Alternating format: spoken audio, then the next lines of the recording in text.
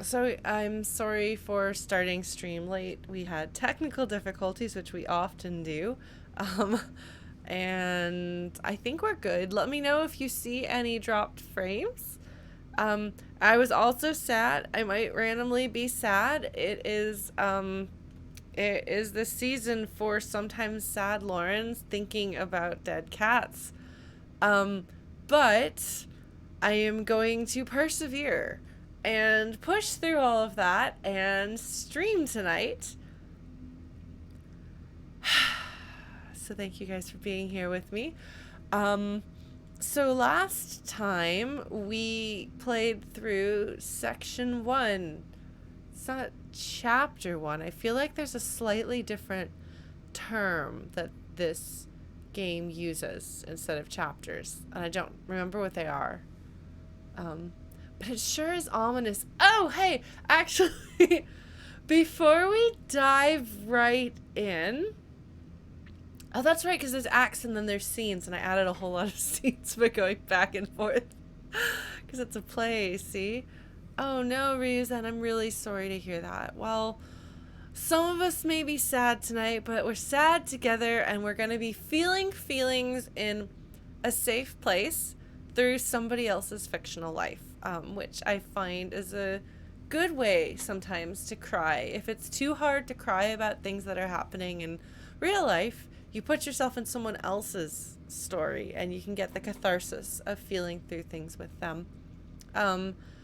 So before we dive in, there was a discussion kind of on my Discord server about different genres of fantasy. So this is kind of in keeping with the conversation we had about whether this is magic realism or what. It's definitely Americana magic realism something. But one of the terms that I'd kind of forgotten about is a mythopoeic. It's one of those things that's spelled with the double letter things. But it's a kind of fantasy, sort of subgenre of fantasy that was created in the 80s, I think late 80s, by Charles DeLint, who are his friends? Terry Winling and Emma Bull and a few others that wrote things kind of in this genre that at the time would have been urban fantasy. Now that urban fantasy's kind of been taken over by paranormal romance, it's kind of like, where do those things go? So mythopoeic. If somebody knows things about how stuff is pronounced, please let me know, because I don't know these things very well. These are things I read instead of things that I say. Oh, Ryuzen. Yeah, that is a really terrible, terrible day, and I'm sorry to hear that. Take good care of yourself, okay? And put yourself in a place where the people who love you can offer you the support that they can. This is when it's really important to have people who aren't directly hurt by those things there to step in and help you out, so that those of you who are directly hurt by those losses can have support, and you can lean on each other, but also lean on people who have the strength. So take care of yourself, okay? And for everyone else who may be having a rough time of it, just do remember that you have people. You have people in your real life and people online and communities that care about you. And when things hurt, sometimes you can feel like you're being a burden on the people around you, but that's what friendship and family, especially chosen family, is all about. So don't be afraid to ask the people who love you for help when you need it. So I guess that's something I've been trying to listen to the past few years myself. But yeah, so trying to classify fantasy stories that kind of fold magic into reality in different ways. That's been an area of creative discovery for me for most of my life. The short stories that I write almost always incorporate elements of magic into the real world, sometimes kind of overlapping with mental illness in a way that makes you kind of wonder how much of it is a character's perception and how much of it is actually happening. In my mind, in the stories that I write, at least some of it is always actually happening, but I've had people get into disagreements about that. So it's something that I am very interested in personally, and it's how I engage with the world and how I guess how I've always thought about stories and how I've always seen the world. As a kid, I kind of saw magic in the real world, and so for me, folding the two together was really natural. For other people, it's not necessarily the case. Demiurgic Pen, welcome. We're kind of mixing up talking about different forms of fantastical stories and also just a little bit of reassurance and hugs for people in the chat who've been having a rough time of it lately. But yeah, so having a story like this, or a story like Night in the Woods, where I actually got into arguments with people who decided that everything that happened in Night in the Woods was all in May's head, and I was like, you have actual evidence in the game of magical things happening,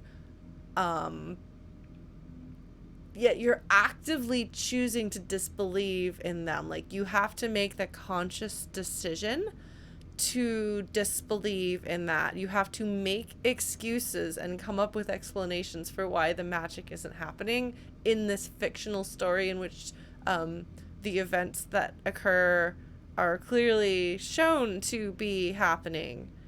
And that's something I find very personally frustrating, because I've had people, like I said, in the stories that I write, sometimes there's a little ambiguity of, is this character, hallucinating, or are they actually causing magic to happen in the world around them? And I've had people say everything is in that character's head. And there's a lot of different... I wouldn't recommend Night in the Woods if you're dealing with a heavy personal loss right now. It emotionally is a very heavy game. As I understand it, games like Wandersong, or we recently played through Mythic Ocean on stream, and those tend to have... they might be a safer and more comforting choice. Yeah, well, there are people who have theories about what if everything was all a character. What is... I'm trying to think of how to say this. It's one thing to say I have this kind of crazy out there theory about that reimagines everything as though it were a dream or in a character's head. It's another thing to say, yes, obviously the text is indicating that this is just this character is crazy and none of these things have happened. And what's really fascinating for me is that apparently this is what we're going to do before every single Kentucky Route Zero stream, is talk about fantasy and fiction and magic and reality, which seems appropriate. So hopefully people will enjoy that well enough. There are people who are okay with the idea of miracles happening in real life, and they don't realize that could be construed as magic realism. For me, that is magic realism. Reading, for example, some contemporary Irish short stories, or other cultures in which... one of the things that's interesting of the Irish literature that I've read is you have a cultural heritage simultaneously rooted in Catholicism, which has a mystical view of the world and the divine intervening in day-to-day existence, and also a history of fairy stories where there's a certain degree of... superstition isn't quite the right word, but there's this openness. It's like there's a little door in your head that is open a little bit and kind of lets the magic in, and you haven't quite ruled it out. And so the combination of those two things together means that a fair bit of what could be called realistic fiction coming from that part of the world has elements of the supernatural. Because taken from the point of view of an outsider, elements of the divine interacting in the real world is the same as elements of the supernatural interacting with the real world.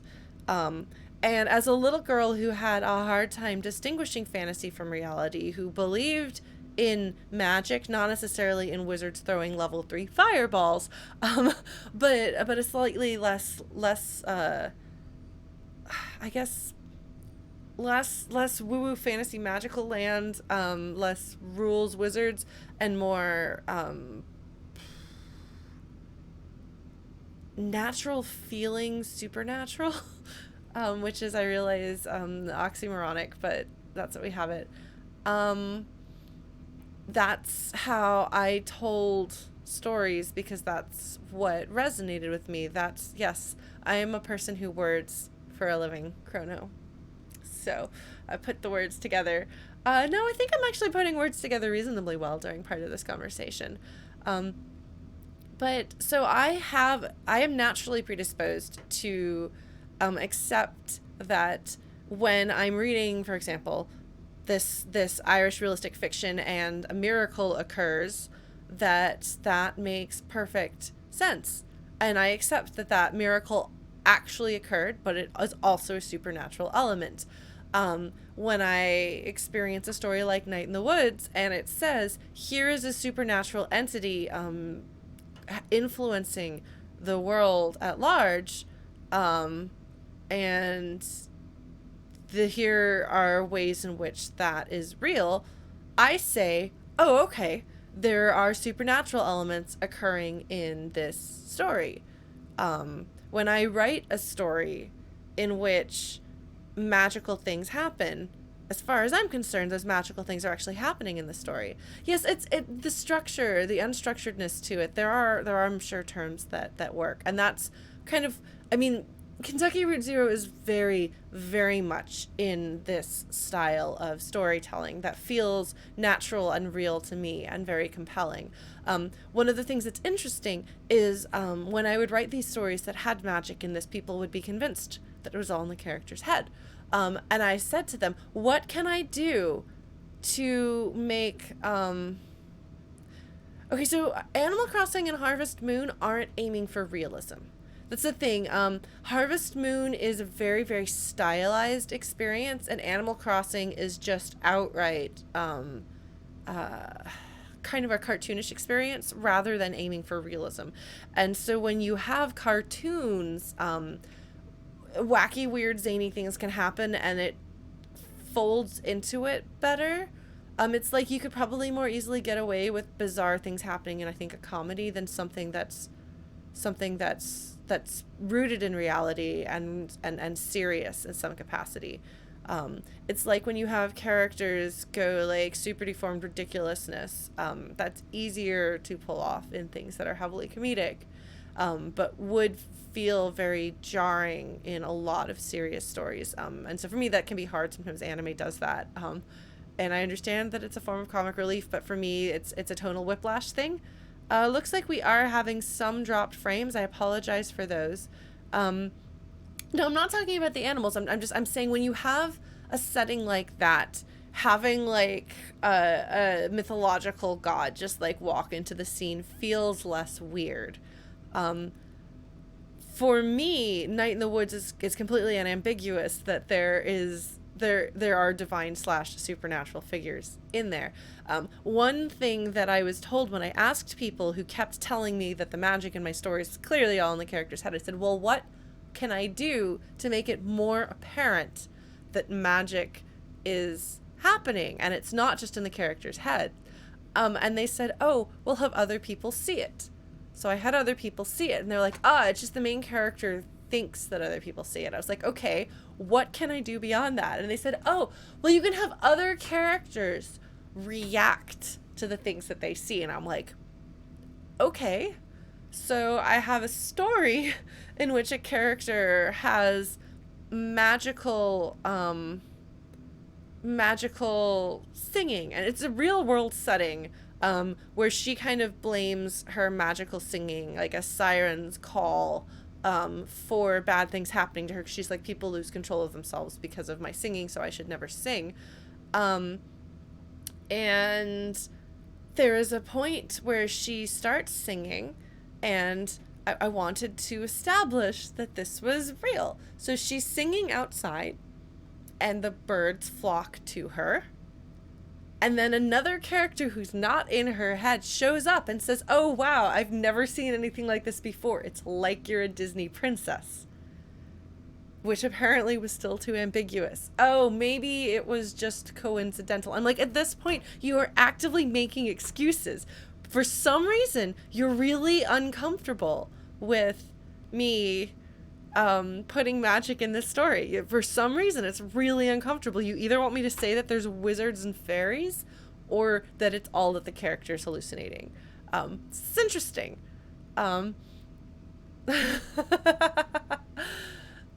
So, bringing that back here to where we are now with Kentucky Route Zero.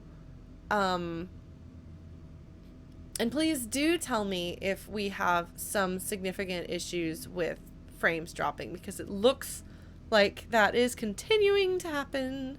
How bad is it? 10% over the last 2 minutes. Yikes.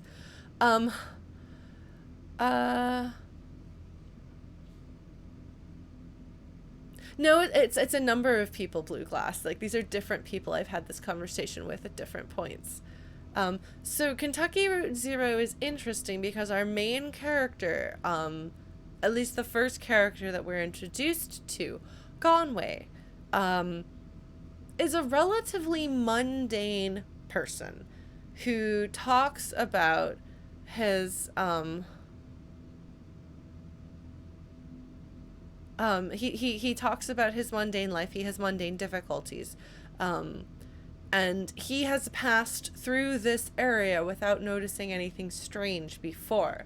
But it's like now the veil is lifted, and he's stepped into strangeness. And this game is very much about that strangeness. When you lift up the veil of mundanity, what is on the other side of it? Is it the fae? Is it ghosts? Is it some sort of regional supernatural? Is it cryptids? And I don't think that it's going to be very clearly defined in this game. I think that this is the kind of story that we're going to have to feel through it, and it will feel real. It will have verisimilitude and internal consistency without ever spelling out what its rules are, which is how I like it, personally.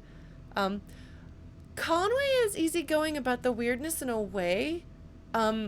It's interesting. The thing is, Nuke, these are people who read fantasy. These are people who write fantasy in some cases. These are people who write stories in which explicitly, overtly fantastical things happen. But when you start getting too close to reality with the fantasy, they're no longer able to see the fantasy and the reality as being fantasy. It's very strange. And I think that that's more likely a problem in some cultures versus other cultures. The U.S. in particular is a very puritanical way of looking at things, and just everything is like there is no magic in the real world, they say, and so they're very uncomfortable with that. Whereas like in again, like I was saying, like Irish, as far as I can tell, and I'm not in these cultures, but Irish culture, Russian culture, some Latin America cultures, there is like magic is in the real world. It just is like the Day of the Dead, Dia de los Muertos, please forgive me for my bad pronunciation, is what I might consider magical supernatural coexisting with the real world. Yes. And so, in those cultures, magic realism as a genre that you pull out and say, this is magic realism, maybe we put it in the fantasy section. That's not a question that that gets asked. I had a conversation actually about this with a writer, and I don't remember where he was from. But we talked about the presence of fantasy, and he was like, in my culture, if you write a story that is very realistic, but there's a carpet that flies, it's still realistic. There's just a carpet that flies. And we don't make that distinction. That's still reality. So I think it's kind of almost a uniquely like American and a few maybe other cultures that are similar to America problem to require that distinction. I don't know that I don't know if I would say Conway is Arthur Dentian. Conway is aware of things being strange and different, but he rolls with it. I think he's too tired emotionally. I think at this point, on some level, he's barely going. And so when strange things start happening, he doesn't quite have the built-in strength to have resistance to it, if that makes sense. So yes, October, that is actually very interesting. I've had people tell me point blank that they believe in angels interfering with their lives. But haha, that strange magic realism happening, like gosh, who could possibly believe that? And I'm like, you realize these are kind of the same thing. It's just a matter of perspective. So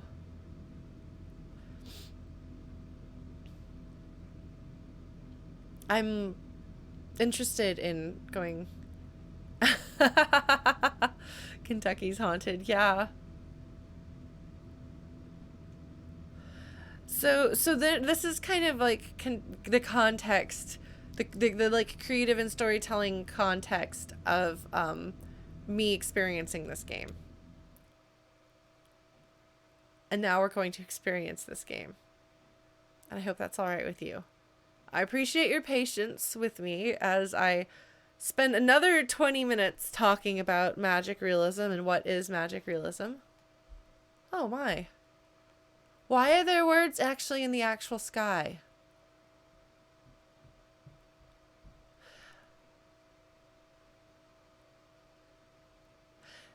See, it's a distinction I actually have to make if we can get really personal here.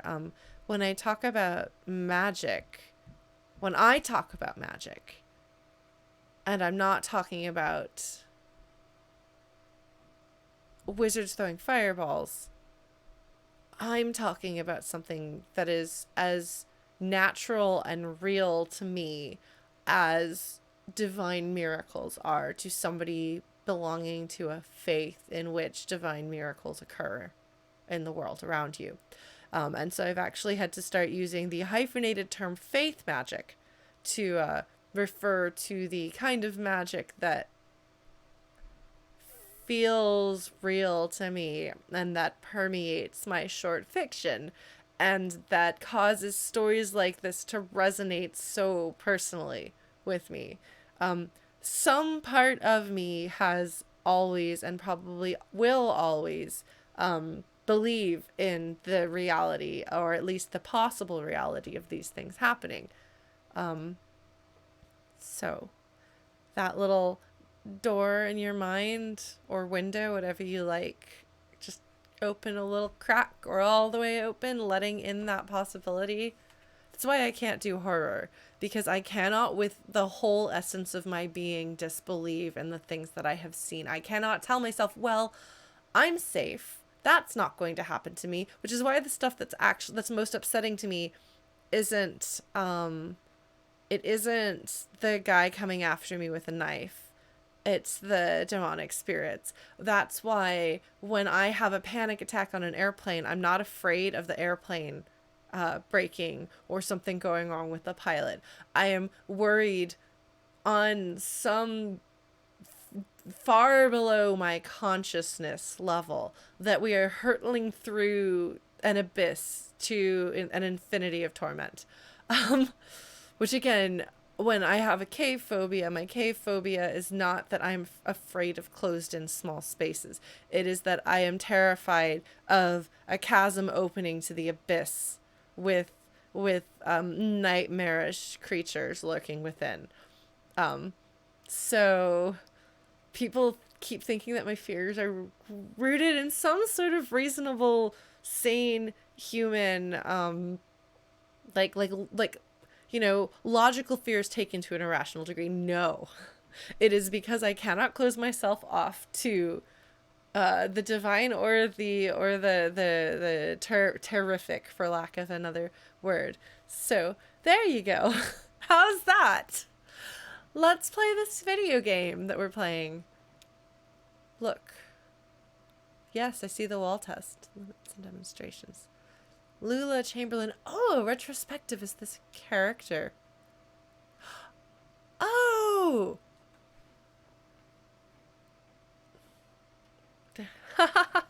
Oh my god, so the writing on art gallery exhibits is so interesting. Gundy, but I respect that. And yeah, no, I absolutely cannot logic my way out of that. I just have to pull myself away from the door, that little door, before I fall screaming out the hole in my brain. So I usually read books, or something like that to force myself out of there and force myself into another space. Because when I read fiction, my brain completely goes into that fiction, so everything else ceases to exist. Okay, Lula Chamberlain, help me out here, because it's been a week since I've played this. Chamberlain. Is this... Is she related to one of my characters that I'm currently playing as? I know that name. I have not heard her last name. I thought I had heard Chamberlain somewhere. I thought I had. I guess I must be mistaken. But I love the way the comprises a diagonal slice through time, place, and forms. So the things where you're like, ah, yes. What does that mean? Period of 35 years.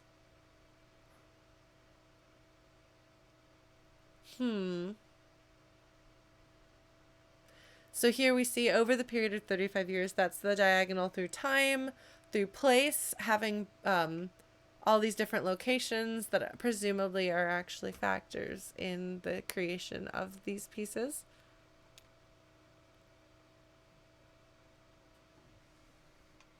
Vertex texture fetch. What a great name. Ha! Oh my gosh. So I'm sorry, you're just going to have to deal with me talking a whole lot about things. I had a really hard time wrapping my head around installation art pieces for most of my life. Just like I had a really hard time wrapping my head around, for example, John Cage's composition and things like that. Oh, was she one of the people in the lab? That email saying you should need to come to the cave? Just, show up at a cave, no big deal. Nearly impossible to install. Okay. I remember Joseph, the gas station guy. Highly skilled labor. Huh. That's interesting.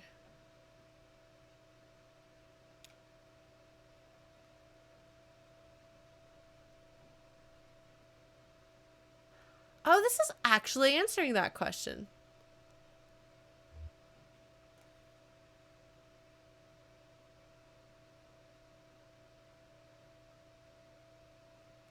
This is actually really good. If I were at a museum and I read this on the wall of the museum, I would be very satisfied. As a copywriter, I would be very satisfied. I would say, you promised me something with big lofty words that I didn't think you were going to actually explain, because, you know what I mean, diagonal across forms and space. No, actually, they're like, so here's what we mean by about across time, here's what we mean by across form, and here's what we mean by across space. I'm like, oh, okay, yeah, that's actually really interesting. And I actually feel like that's the difference. How do I say this without sounding snobby? It's just not what I'm going for. But I feel like that's the difference between actual intelligence or intellectualism versus pretension. Is that uh, if you don't bother to explain it because you can't put it into words, perhaps that's because you don't understand it well enough to put it into words. So I feel like when people, and this is when people start talking in really, really abstract terms, for all that I've just said, that I really like magic in my reality, and for that magic not to be precisely defined.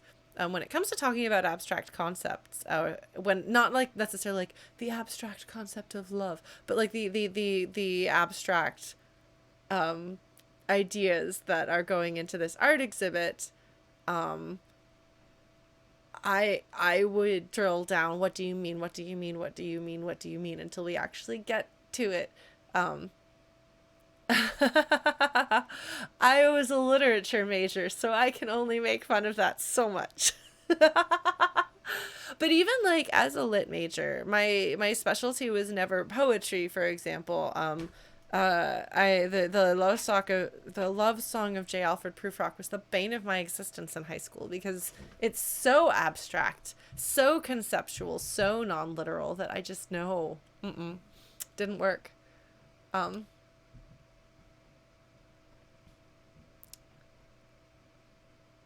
Our patience as both viewers and exhibitors. Like, this is so interesting and good. I'm so on board.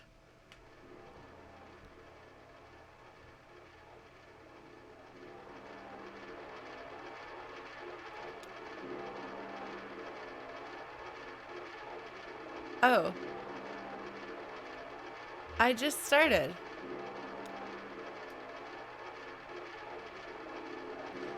Okay.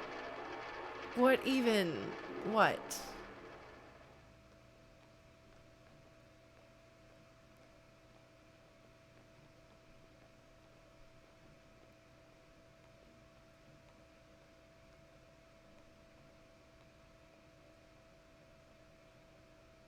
Books. A horse, a man, and threads. Now I want to read about that one. Let me read about it. I want to read about it. Why can't I read about it? There it is. Okay. Basement.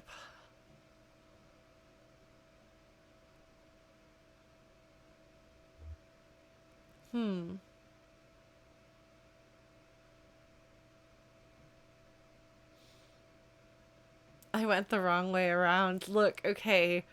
I'm really good at not going where I'm supposed to go most of the time.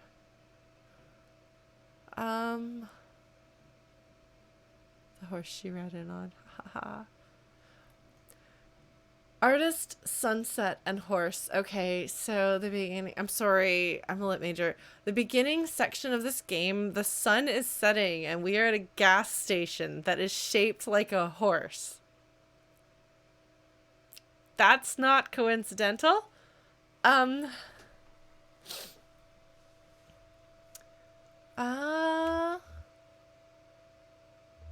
And yes, we went into the basement of it, and there were strange shaped dice. What's the word for things like hexagonal, tetra, the three-dimensional shapes made out of shapes. Polyhedral. Thank you, Nick Beltline. That is exactly the word I was looking for.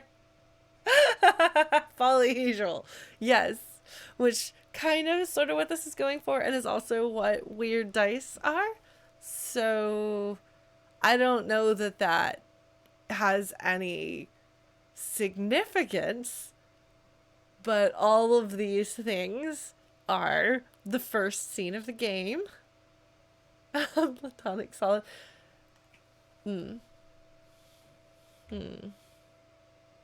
So here we're just embracing the feelings. Here we're trying to think about it, and here we're trying to like engage with the pieces of it.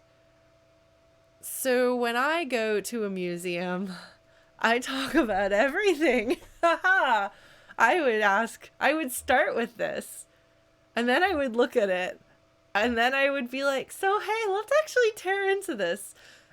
This probably comes as no surprise to anybody who's seen me interact with anything ever, because like I've said before, this on stream, this is me. This is just what I do.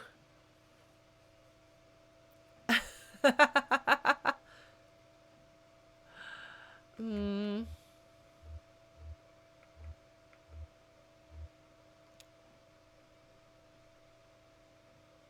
hmm. No, I think they're real books. What? Huh.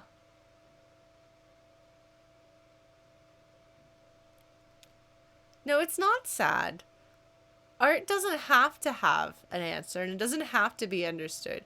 One of the things that I have learned since I was in high school is that you don't have to fully understand literally what happens in that poem to have the poem be a success on you. Sometimes it is a feeling conveyed in words, just like a song or a painting can be a feeling rather than about the literal experience being described. So,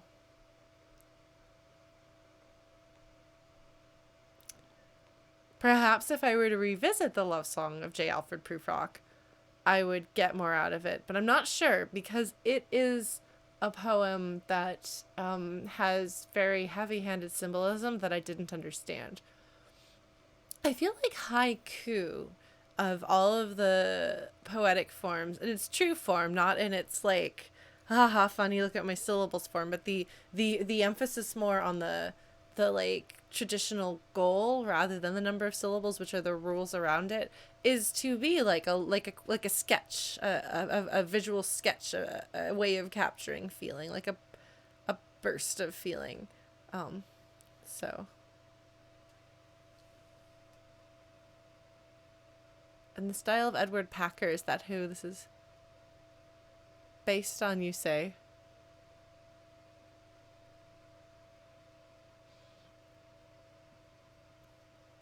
So this has been installed or was conceived of several years.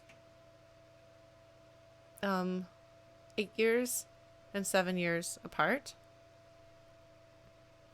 Magnetic tape. Handheld tape playback. Speaker system, voice of the artist, computer synthesized speech. Oh. Ha! These are such interesting because they're both questions to understand it better, but very different. I would be like, what's it about?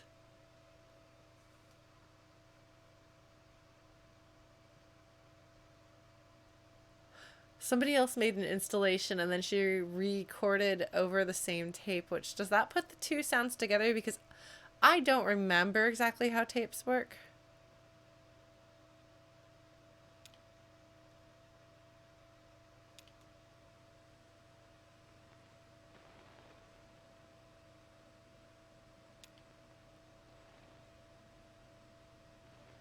Joseph.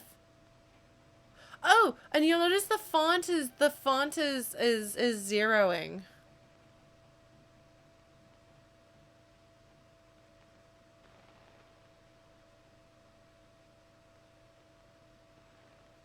Huh.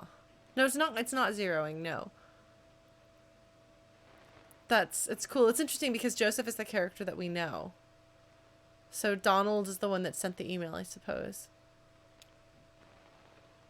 Yes, way back in the day, punch card computers.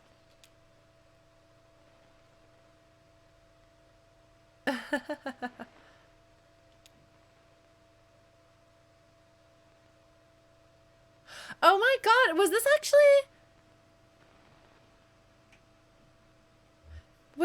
actually like from back in the day? Basically, did they have a piece of interactive fiction? Like, I mean, I mean, this is text adventures right here. This is like literally how text adventures work.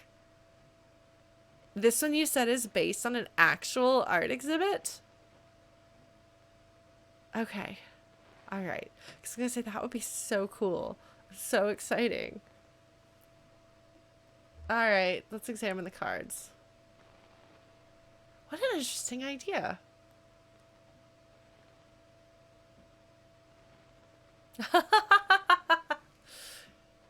Okay, so the lab, I suppose they were computer scientists a long time ago.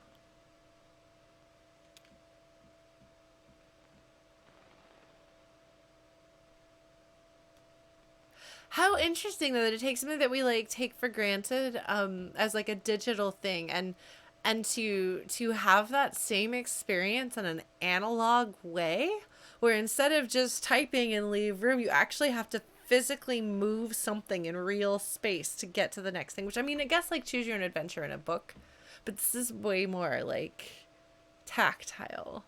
That's cool. I would be very excited about playing this.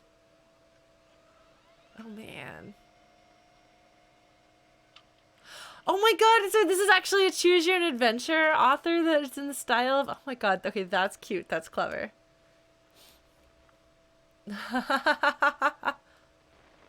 Caves. The adventure cave. Shall we play the cave adventure? Let's go with caves card.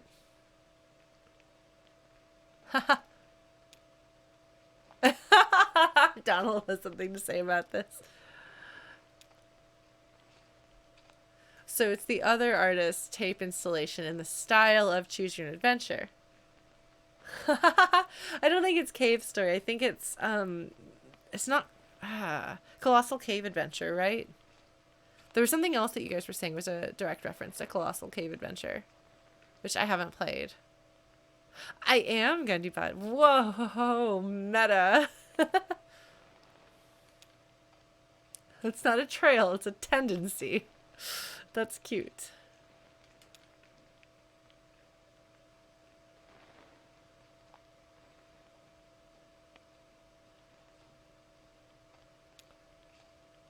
Oh my god. That's the only choice? We're gonna die down there, aren't we?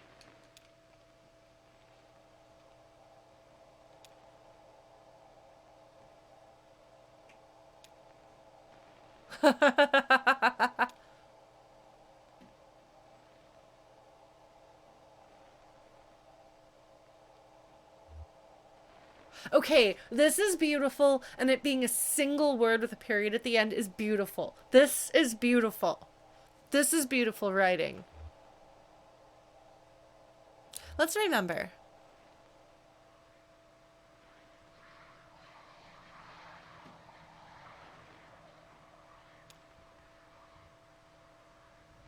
Huh. A lot of other things happen. Oh my gosh. I really enjoy. So here's the story. We're both students and I was in a band performing on campus.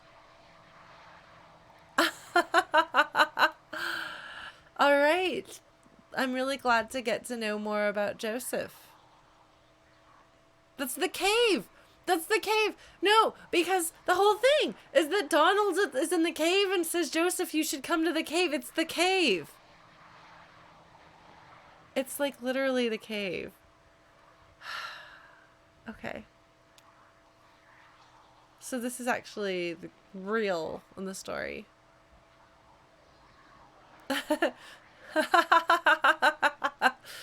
Who among us has not been at a diner at a regrettably late hour of the night / early hour of the morning for various reasons? Hmm.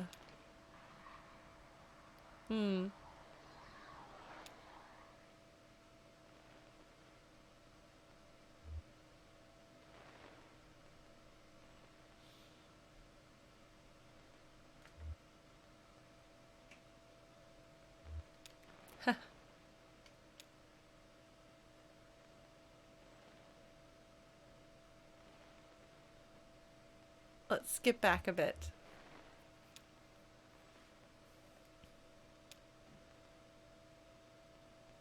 Where were we? Okay. We've seen this before. Let's regret a harsh word, because this is an opportunity for me to get to know these people. Lore.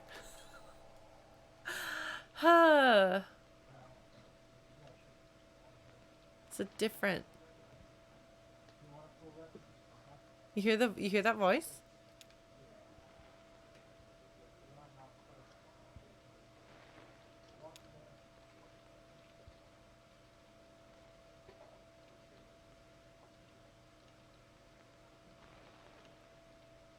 Huh.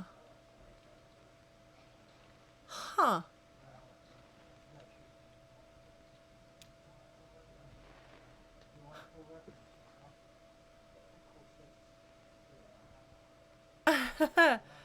Huh. Oh, that would be interesting, Octobread.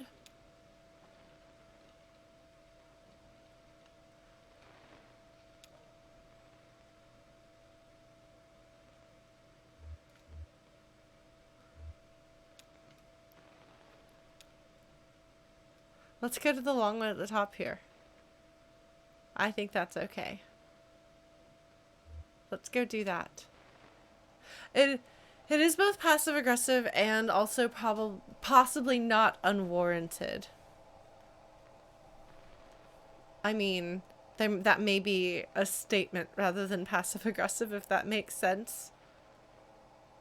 Like, well, you are no longer a part of my life and have not been, perhaps due to actions of your own that you know and understand and failed to appreciate the significance of.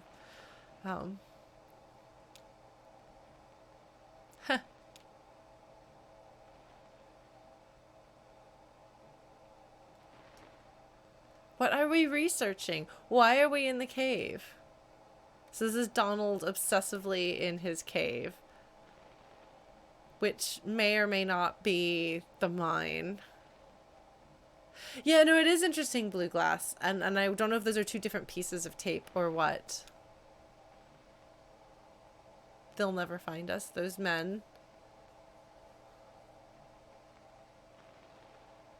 Ha! Joseph decided not to participate any longer.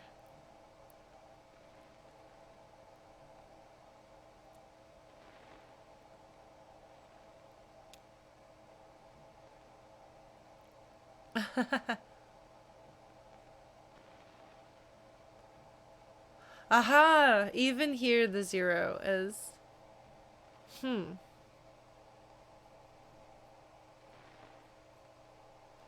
So those men in the cave are dangerous.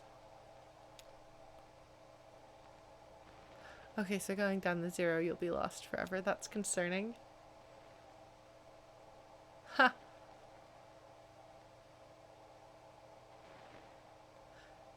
No, the zero is still doing the zero thing if you look at it. It's different. With the zero font, looks as though a cloud is passing over it, whereas the rest of this is all like a wiggly old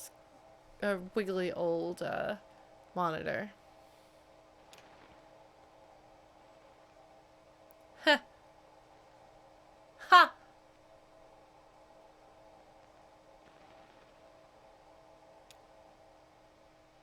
Huh.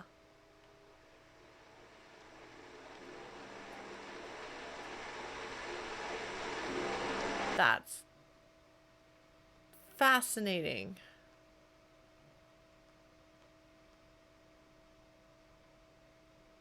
Huh.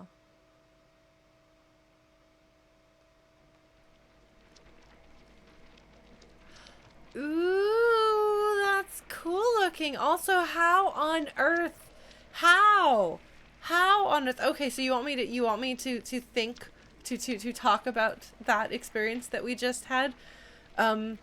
So I'm preoccupied with wanting to uncover the story between these characters. So oh, that's a face. There's a face. You can see it looks like a man wearing glasses. No, that's fine. I don't mind. It's just I feel like the first one, I'm like, oh, I wonder what the significance of this. It very strongly parallels elements of the opening scene. That one right there, I'm like, oh, I can use this to better understand the characters that are in this story, the background of this story. I can piece together more things about the setting. Yes. So we could talk about what it is about Lula going to Mexico City and abandoning the boys, which I assume occurred after the recording, after all of that. And we don't really know her well enough. It sounds like they got preoccupied with what they were researching in the cave with their computers, and some sort of danger befell them, the men. And so she and Joseph are gonna nope out of there in one way or another. Donald is not going to nope out of there one way or another, so he's probably not all human anymore. He probably got gotted by the like little people, whatever, the fae, the fair folk, something like that. Joseph, well, notice the chronology of it is a little bit ambiguous at this point. Like, we don't know exactly where her going to Mexico City fits in with this. Maybe if I went back and reread the description of the exhibit, that would say that. But she definitely went from here to Mexico City, and when she went to Mexico City, she had already parted ways with the boys. So I guess those recordings must have been before she went to Mexico City. Then she went to Mexico City, she came back, but Donald saw her. It specifically says Donald is the one that saw her in the store. So Donald hadn't yet gotten lost in the cave at that point.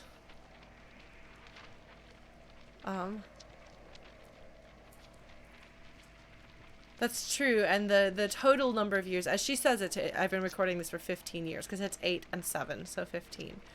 It's a very long time. I guess she must have been perhaps she recorded it and went to Mexico City and came back and finished the recording. Yes, that's right. That's right, because those are the recollections that she has. One of them is her recalling Mexico City, so that would fit in chronologically. And then Donald stays in the cave. And she does not. Yeah, well, her career is 35 years. Let's take a look at this one.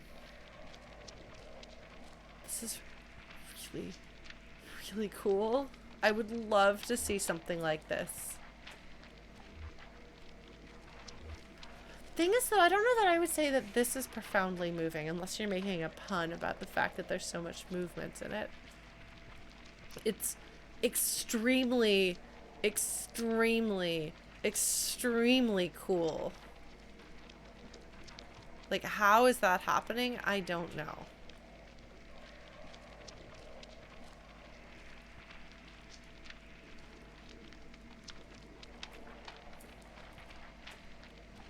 Yeah, you can hear the voices.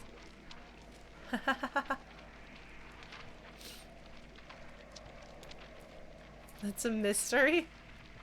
Ribbon. Oh! Huh! Oh, that's a really interesting comparison.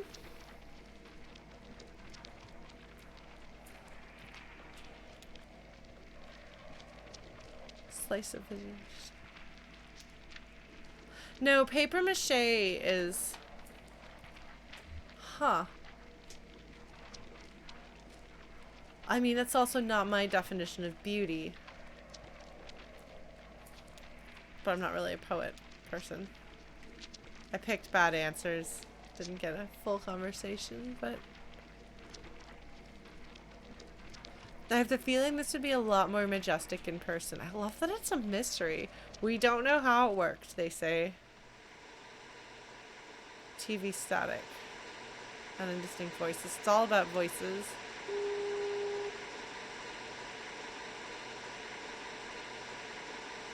Ah, yes, we had a scene that had trees and televisions. Suspended cathode ray tube. Huh. What is the picture on the TV? A lighthouse.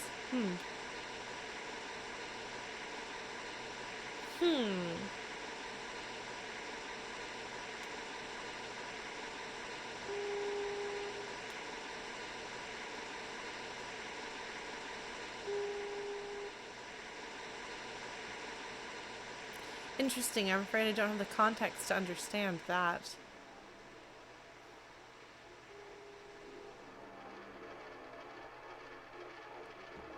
Playing coin. The computer definitely factors in importantly. Coin. Splendid correcting for angular motion. Found materials. Huh.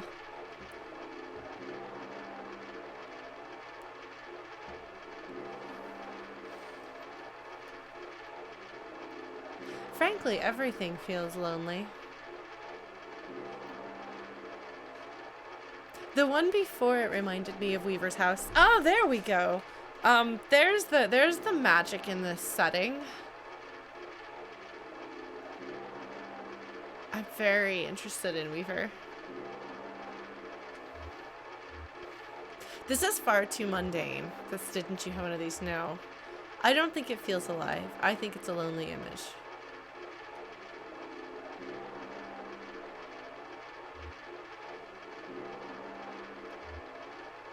The whole thing. Yeah. I appreciate that these characters are able to talk to each other. There's a certain, oh, there's a big delay. I guess that must be because of the dropped frames that we had. There's a certain vulnerability to speaking frankly about what you think about a work of art. And a lot of people are uncomfortable with it. So I try to establish, if I go to a museum with people,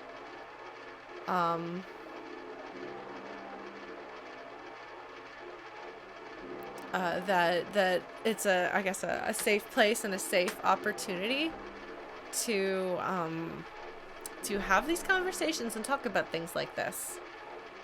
Oh, these are the ones who are playing the excessively complicated board game. Ah, interesting. I'll have to think on that a bit. Right now I'm thinking about museums in general. I mean, like, do you guys feel comfortable talking to people? Do you like to talk to people about museums as you go to them? Like, do you like to go to museums with people? It's a really strange choice to go, I don't know. I went on a date with a girl once at a museum, and it was a strange choice because she followed me around the entire time and kind of hung off of my explanations of how I thought or felt about everything. Because I'll never say, like, this is this, but I'm happy to talk about what I think and feel about something, what I think it might be about, and then ask the other person the same thing. But whenever I would ask her, she was just like, I don't know, tell me. Yeah, it was kind of strange because I felt like I was performing the whole time. It's not a good choice for a first date, as it turns out, especially not with somebody that you don't necessarily know that you click with very well. But I had just started dating again after a very long-term relationship, so I didn't really know how things went. Well, no, except, like, honestly, Octobread, like, I could see that happening, and I would probably have been very annoyed if that had happened.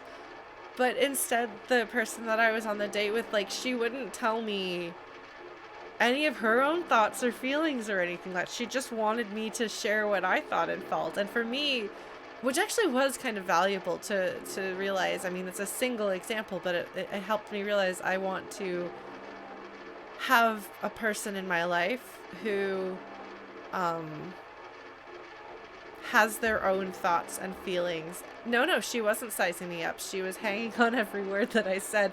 You're viewing this as though it was some sort of a competitive interaction, which it wasn't. It's just, I have a very big personality, and sometimes people find it interesting and captivating and put me on a pedestal because of it, as opposed to actually engaging with me directly. It's actually something that's happened repeatedly, going on dates or dating people. I have a really bad track record of that. But I've come to the conclusion that I need a person who also thinks about things and talks about things and has opinions and feelings and imaginings of their own that they're comfortable sharing with me and that we can have conversations about instead of disagreements. So even if we do disagree, it becomes a conversation, you know, that's different. No, it is kind of nice when you hit the thing in the museum that you don't have anything to say about because you're busy feeling the feelings. And even I, a person who has many words about everything, am sometimes not wanting to talk with words because of feelings. So I do appreciate the implied, for me, the implied closeness with these characters, that they're comfortable having these conversations.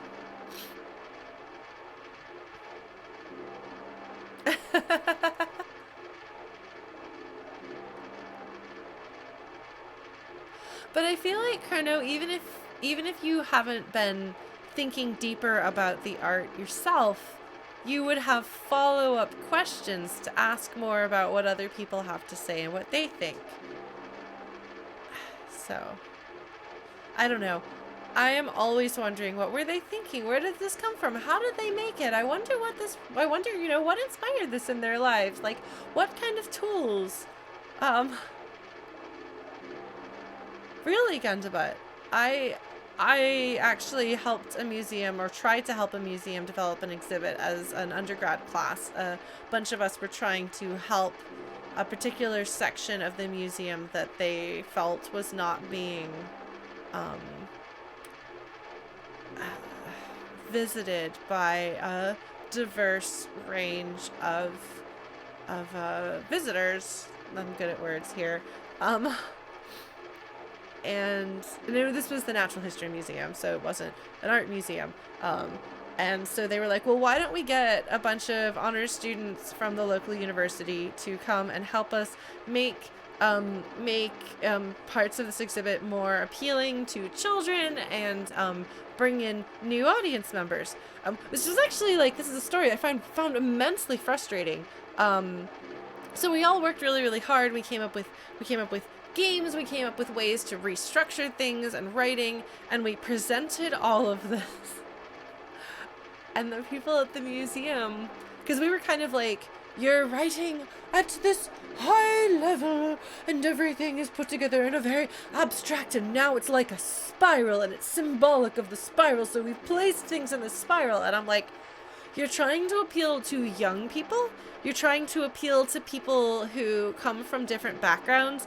Make it approachable, make it accessible, make it literal, tie it into people's everyday lives here, make it so there is something for them to grab hold on and make a connection. And so we presented these things. But again, this is an art, Chrono. This is history. This is culture. This is people's way of living and cultural heritage in other regions of the world. And so we presented all of these suggestions, and the people were like pearl clutching. No, we couldn't possibly do that. We can't make it more accessible.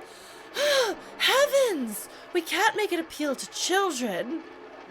And it's like people in classical music being like shocked and again pearl clutching at people not dressing up fancy enough to go to the theater, to go to hear the music. Gosh, they're not dressing right. They don't speak right. They don't know that you're not supposed to clap except at the end. You don't clap between movements, like this whole thing. And they're just horrified that people who don't come from their very specific, very precise, very, very limited, very, very privileged background could dare taint their perfect, privileged environment. And I say this as someone who grew up going to classical music performances, somebody who grew up being involved with that scene. And it's appalling. And then people say, oh no, whatever will we do? Classical music is going to become irrelevant because all of the people who go to hear classical music are dying out. And it's like, well, you do things to go beyond the, like, you know, walled fortress of who you've been accessing so far, and actually make yourself more accessible. Oh man, I actually lived in North Carolina when I was a little kid. I didn't move to Texas until I was 7, something like that. But I lived in Cary, North Carolina prior to that. My dad taught at NC State. Yes, Octobread basically.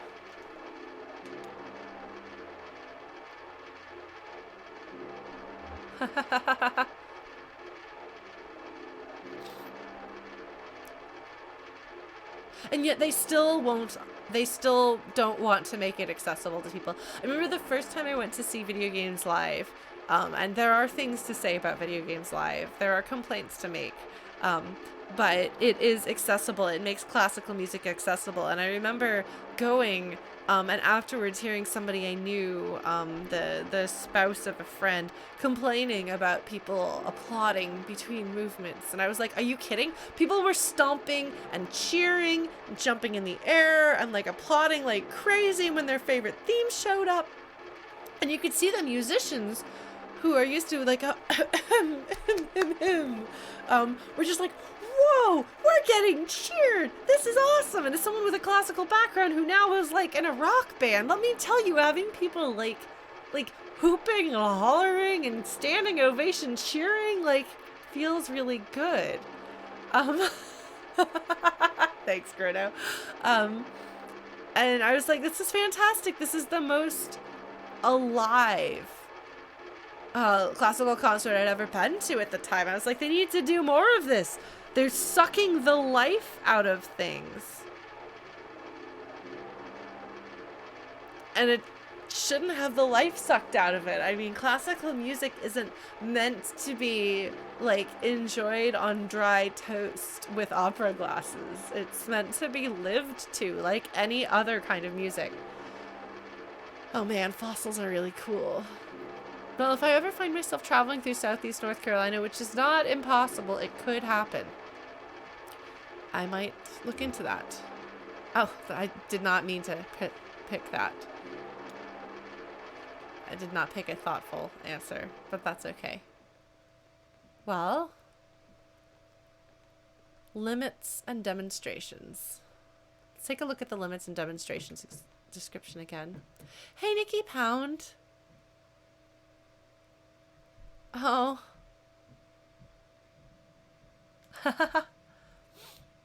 Yeah, I had a really rough few years, so I can understand that being a bit much for people.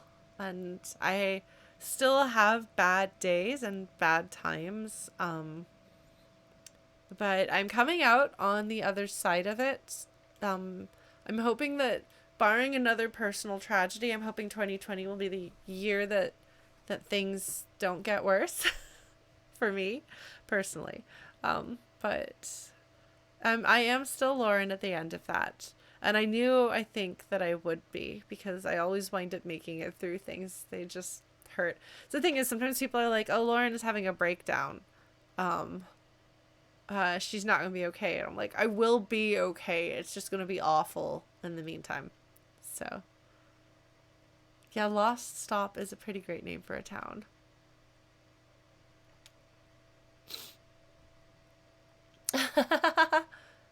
And I certainly don't mean to complain as though my life is so much harder than everyone else's. I hit the period of a few years in my life that were just particularly hard for me, which I think we all go through periods in which a lot of things go wrong, and then periods in which things are relatively smooth sailing. And some people have more, like, longer periods where things go wrong, and some people have longer periods of smooth sailing, but it's ups and downs. That's just life. Lula Chamberlain. Okay. Did diagonal slice through time, place, and form. Mexico City and Elizabethtown, which I think is where we are now. A vertical clearance of over 30 feet.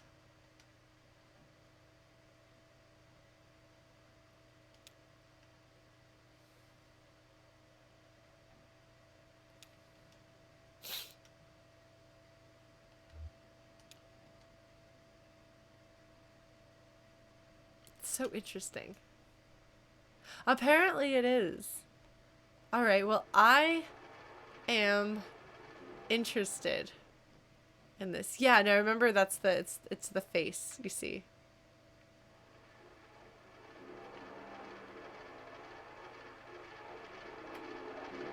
Should we go to the exit?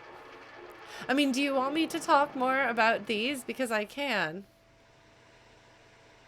But I don't really have anything to say about this. The spinning coin doesn't really mean anything to me.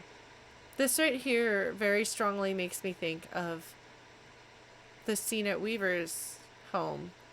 I almost, if I call Weaver Willow, it is because there's a character that I wrote about who had things in common.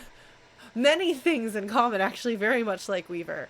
And their names both begin with a W, so if that happens.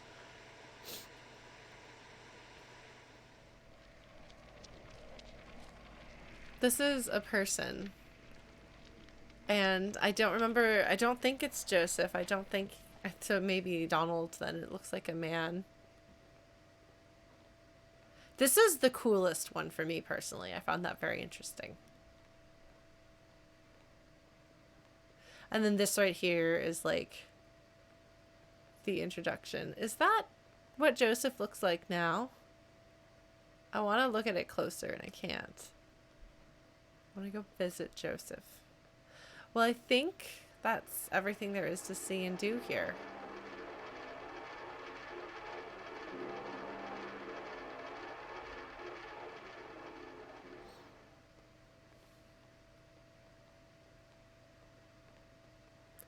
All right.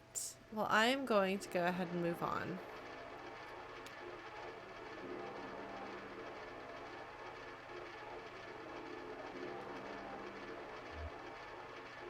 I don't know that I would say the show is exhausting, but I guess she does need to get to work. That's possible, Blue Glass, and if so, I might, maybe I'll remember them well enough to be able to be like, oh, this is this thing. So those are the characters that we find in the basement who then aren't there anymore once we turn the lights on. That's so interesting. Oh, what? What? Hold up. Hold up. I wasn't prepared for this. I wasn't prepared to see a character close up like this, for one thing.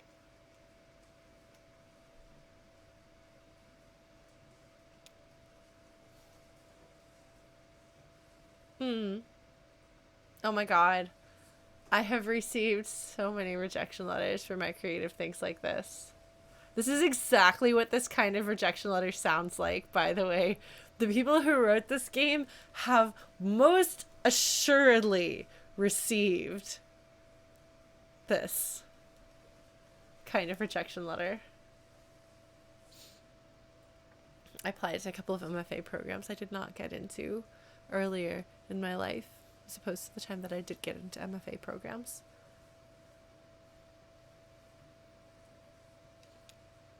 Imaginary architecture. 35 years in operation. Interesting, because 35 years was how long her career had been.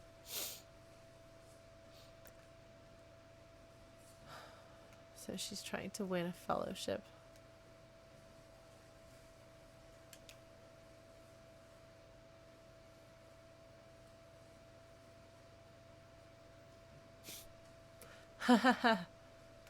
She's not young.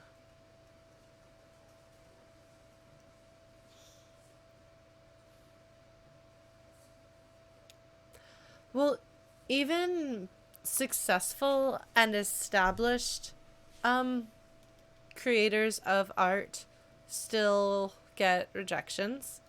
I remember at some point emailing Jane Yolen because I was on a kick of emailing or reaching out to all the writers whose work I'd loved and just told her how amazing she was. And she was like, thank you. I needed this because I just got a rejection letter that I took really hard. And I was like, oh, right. Jane Yolen gets rejection letters. Yeah. And yet she may still be considered a a significant enough artist by some people that someone decided to do an exhibition of her work. Huh? Oh, oh, oh, oh, that's wonderful. Oh my God. Okay, that's gotta be worth something. The condescending form letter, yeah. You know, this is kind of like the struggle. Like, am I ever gonna be like famous? No. Am I ever gonna like get a book published? I don't know. I'm working on it. Am I ever gonna get another short story published? I don't know. I'd have to write short stories again. It's been a while, so maybe I'm never gonna be like a rich and famous writer, musician, anything. Most likely, no. But I do get really nice comments and messages from people sometimes who are like, this thing that you did meant something to me. And I'm like, you know, I think that kind of like a standard by which you can determine whether you feel successful in your life, for me, is like, did I manage to connect with people? Did I manage to create something that was meaningful to people? Did I make the world a little bit better because of the things that I did than it might have been otherwise?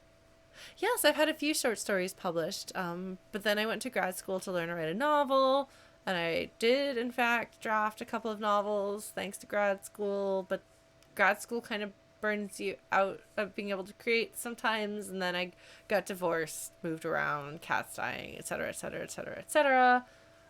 So haven't really been writing a lot. But I have picked up, I do have my first story that I've written since grad school that I've been working on. Oh man, Manelli, you know, I thought about putting, that's a complicated,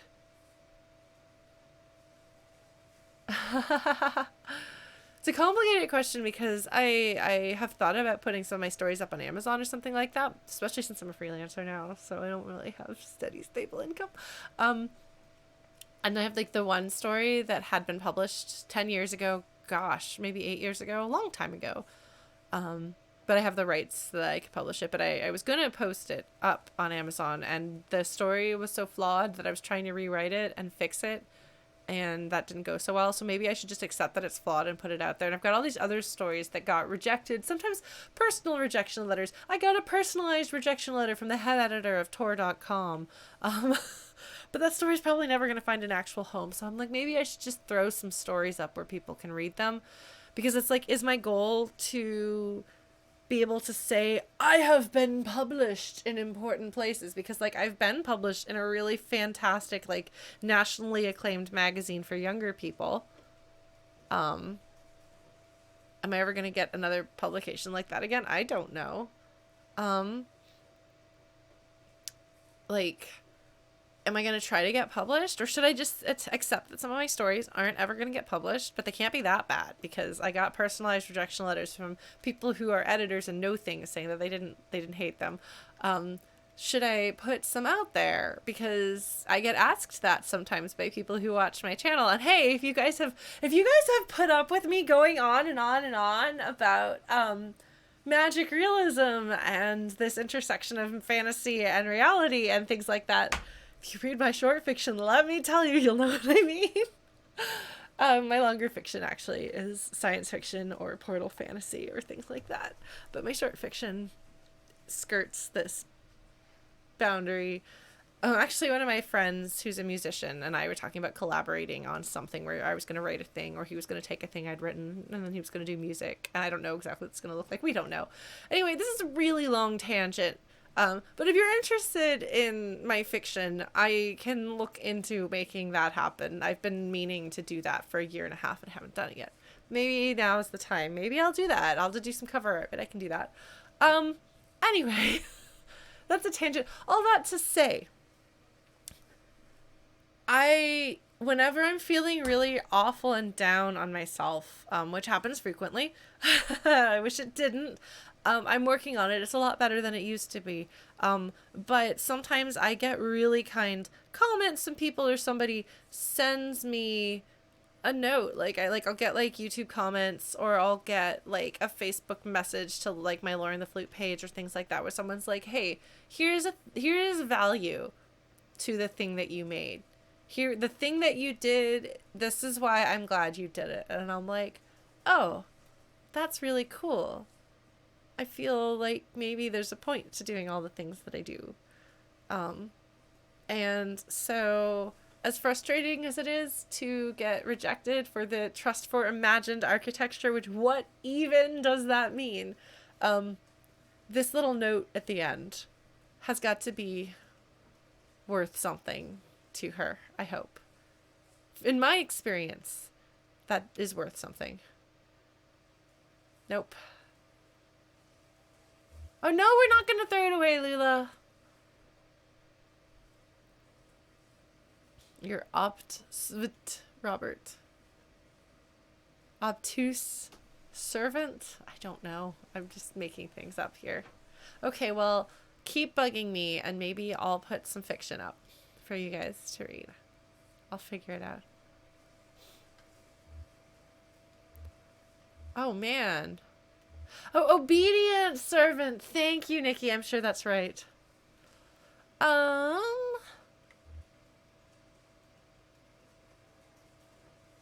Folder of writing paper. Here, now, don't tell me which picture to, or which choice to choose. Why did I say picture? I don't know.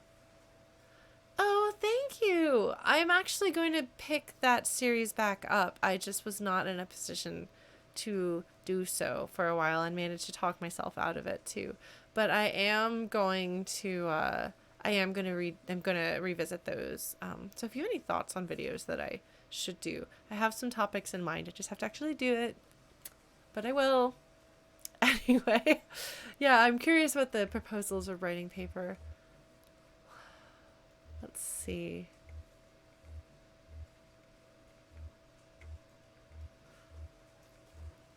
Let's see what other proposals she's gotten. Oh no! Bureau of Reclaimed Spaces. Huh.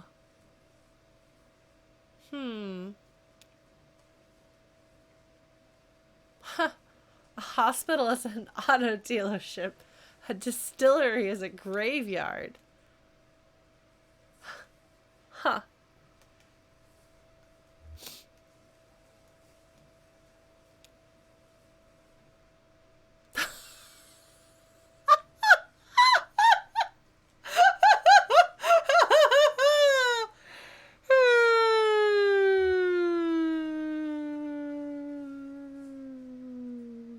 I'm sorry. Those first two sentences. Repeated sanitation violations for hospital is horrifying, but just the like dry hilarity behind the sentence following that. Auto dealership sanitation requirements comparatively lax. Deadpan. Hilarious. That's very funny.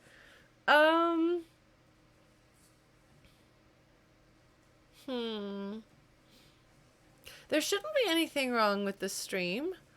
The last drop frames we had were an hour ago. I'm afraid your computer might be haunted, Chrono. I'm sorry, friend. I'm sorry, I think I'm funny. You don't have to think I'm funny. I'll think I'm funny.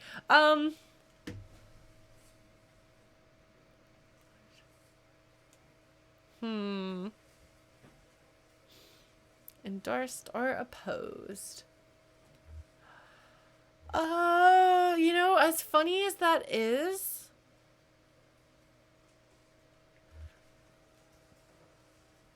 I'm gonna say that it's actually kind of concerning. Although hospitals and auto dealerships have certain things in common as far as their willingness to bend the truth and invent reasons for them to charge you more money while refusing to work with you. And doing a whole song and dance routine to charge you more that might evaporate if you apply the right threats.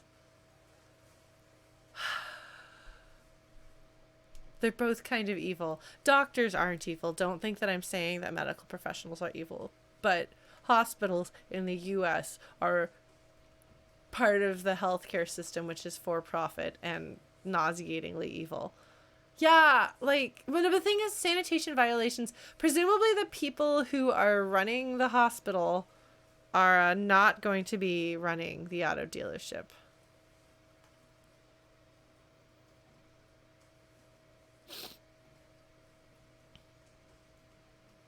Because those are very different skill sets, you see. I mean, presumably it wasn't the land itself. Huh. Is that, I suppose, why hospitals tend to be funded by charitable religious organizations, thereby giving them the power to use their religious beliefs to decide how to practice medicine? Yeah, not that I'm political or anything like that. Yeah, somewhere along the line, someone is making a lot of money hand over fist, though. So, both of these, I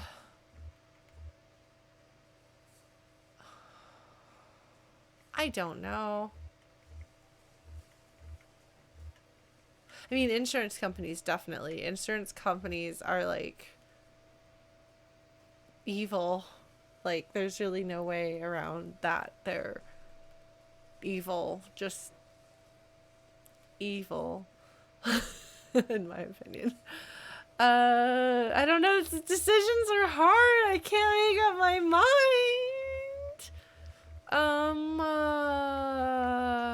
Sure.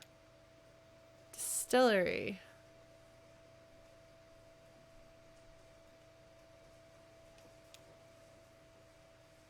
Well, then we should just shut all of the insurance companies down and do a better system that works. I guess the people who make decisions make enough money that... Okay, let's take a look at the distillery.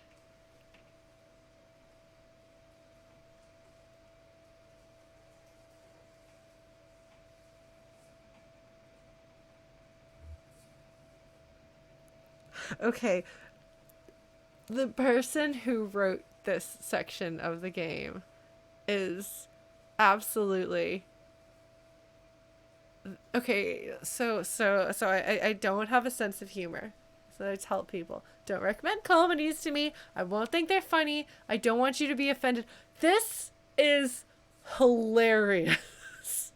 Like, just like chapel once repurposed into bottling facility could be repurposed into chapel. Just, there's a level of absurdity, like almost like to the degree of like Kafka-esque. Like, what? It's amazing. It's good. I'm on board with this. Sure. Let's have a graveyard / distillery. Actually, it's a terrible idea. Just make the whole thing a graveyard and not a distillery. Yeah. No. Oh my god. Oh. This is just bad. Like, you shouldn't be building distilleries on top of graveyards anyway. I just... No. No. Oh, what? I wanted to read the other one. I didn't get to read the kennel. Why is that guy carrying... Oh, it's the performance artist! Of course it is! Oh my god! He's just carrying his antlers. Just like you do. Uh-huh. Sure, go ahead.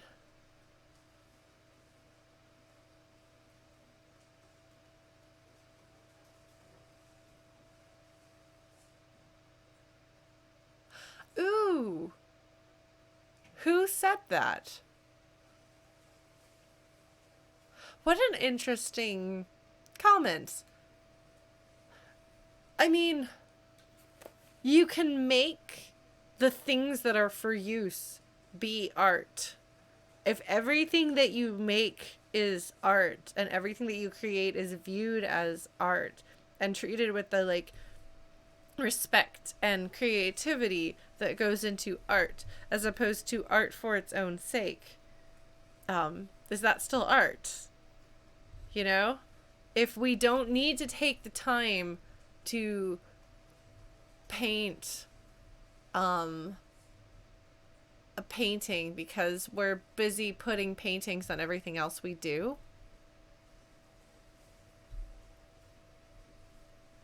Huh. Interesting, Octobread. Okay. I'm not surprised by that. That's interesting, though. Why is he just holding his antlers? He's just got his antlers.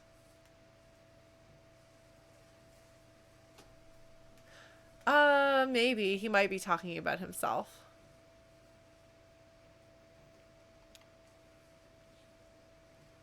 Oh, man. My own thoughts are wandering. Yes, my thoughts wander too. You and me, Carrington.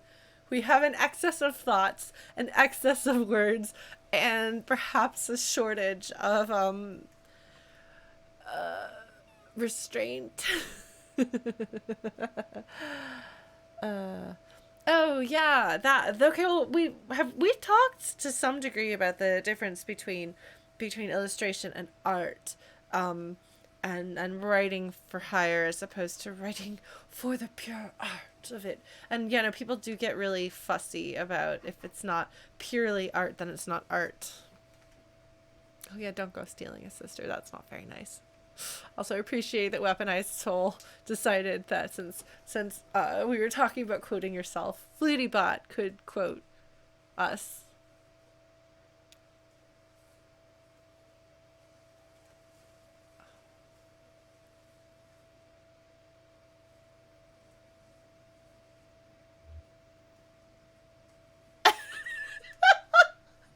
Oh my gosh! What an arrogant twit. I'm sorry. But your proposal has been considered for weeks. And so you come right down here carrying your antlers with that ridiculous coat.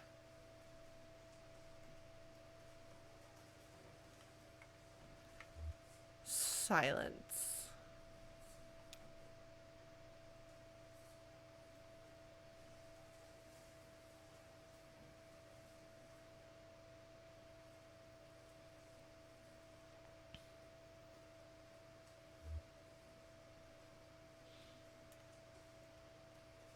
I don't know that. I don't think he knows her. I think he knows of her work. My guess is that he was like, who's reviewing my proposal? Because I have to complain. And someone was like, oh, it's Lula Chamberlain. And he's like, oh, the Lula Chamberlain? This is my guess. Lula.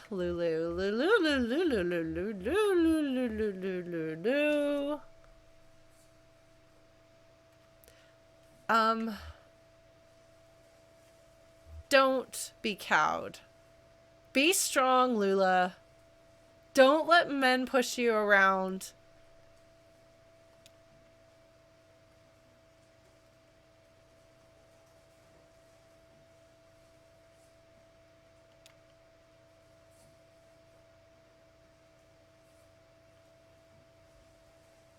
Huh. Oh, okay, no, he does know her. Oh, wow. Okay, no, he does know her. Way back. I thought he was just driving through. I didn't think he knew them. Like, I got the impression from him that he was just some loony dude just... I don't know.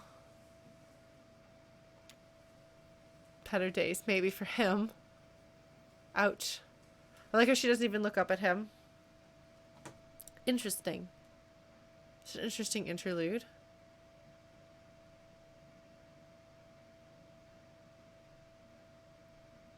Bureau of Reclaimed Spaces. Such a good name. Like, what does it mean to reclaim a space? Are we talking about spaces that have been abandoned and we are choosing to bring them back to life? Are we talking about spaces that had a purpose that was taken away from them and we are choosing to claim them once again and say no, bring them back to their intended purpose? Are we using it ironically and these are, you know...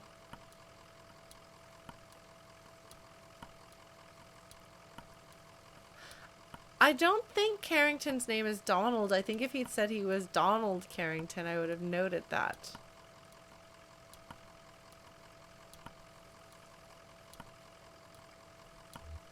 Hi, Homer. I gotta ask how Homer is. That's where I remember my leg got injured. Yeah.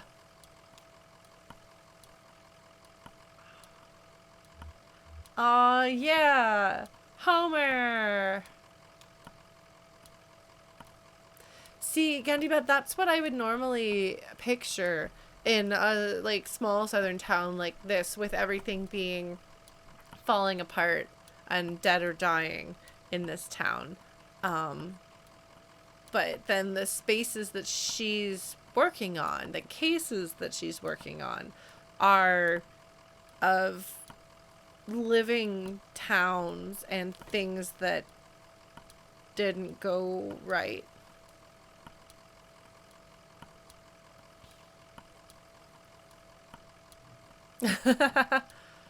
Yeah, just turning a graveyard into a brewery. It's just like, no. I'm glad that in my version of the story, Homer is happy.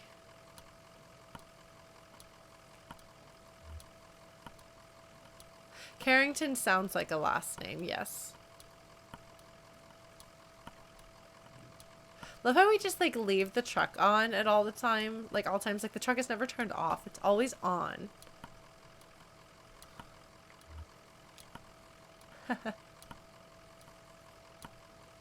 What do they do here?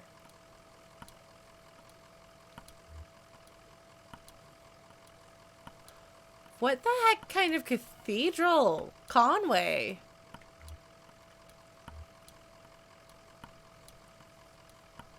That's such an interesting answer. That's such an interesting answer. But I think Conway is so happy to have another person around, he'll ask what she thinks.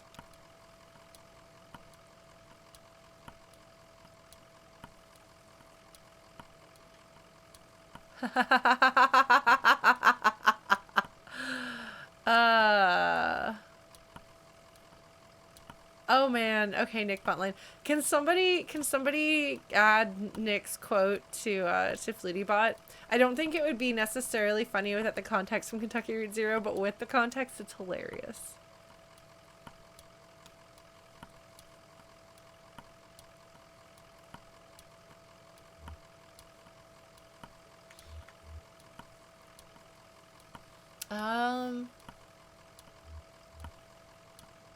Huh. Both.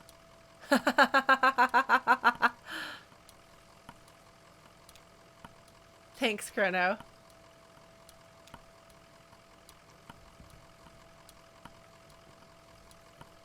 Oh, no, God. Underground river. Oh, we're underground. Is that a television? And a toolkit? A toolbox? No, it's a tackle box.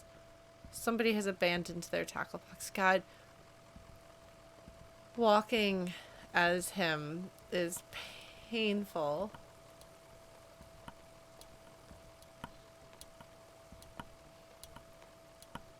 I did go into a cave, but for some reason I thought maybe...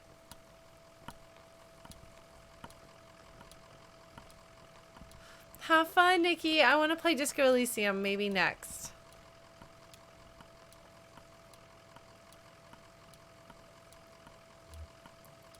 Seems that way. Not for us, I hope. Yeah, no, he's incredibly tall. And it's such an interesting decision that kind of makes him As much as he is the mundane character in an extraordinary world, making him so tall, it's fascinating. Man, underground rivers, those are usually concerning. Don't fall in. Don't fall in. Bzz. Oh, it's a desk bell. Oh, wait, we are. How are we in? How is this a desk with a desk bell and?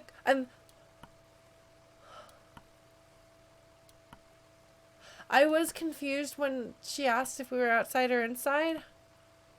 Now I understand why. Because this is a desk with an indoor desk bell. And there's the truck. So.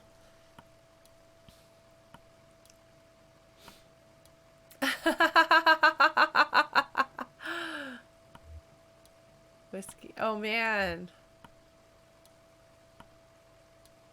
Conway is so earnest. No, I don't see the cathedral. We may be on the zero, it's true. The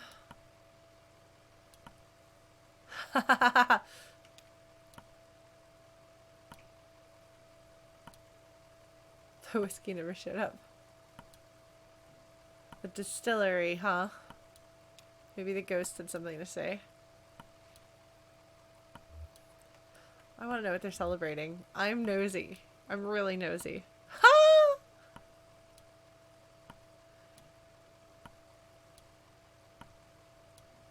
Huh.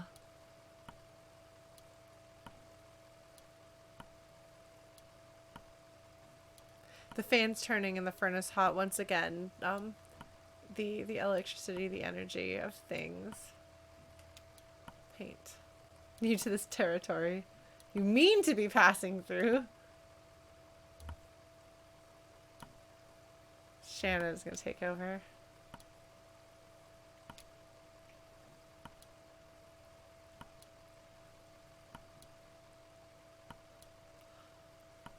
No! Oh my god!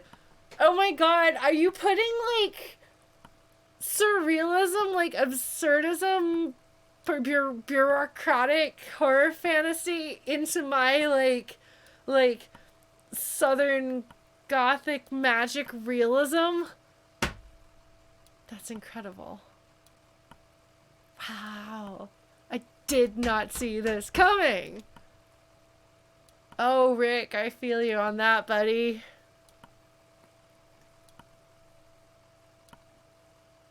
Waiting area.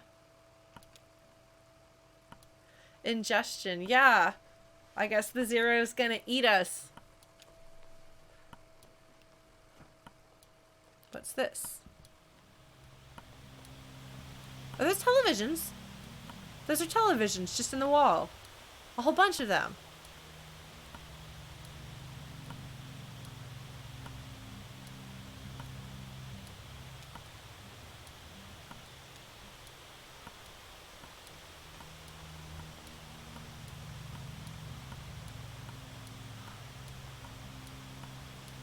Huh.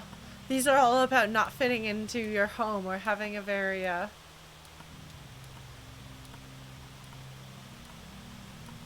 fragile sense of home.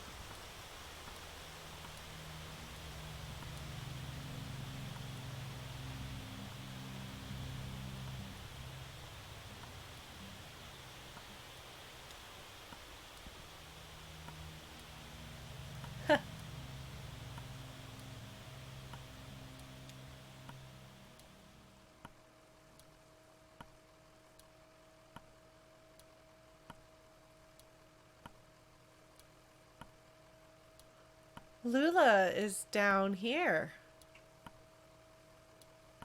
Huh. Guess you didn't get away from the caves after all, did you?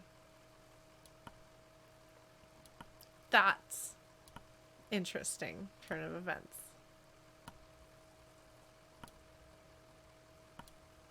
Reclaimed spaces.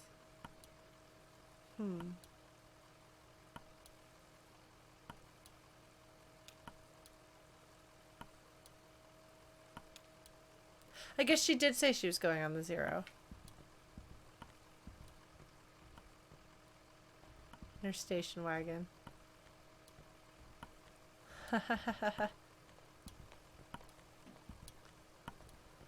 Oof. So not there. I guess we go this way.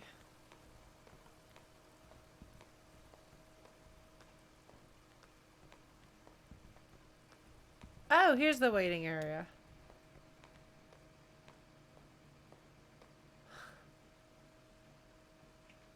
Ha ha! Conway picks up the envelope, obviously.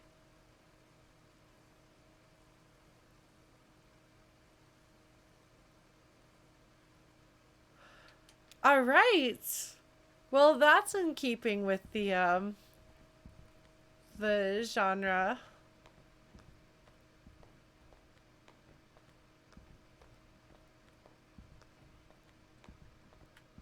Let's go up to the floor that we're not supposed to be on. Oh, I guess I could have gone back to talk to her. Is there a 5th floor?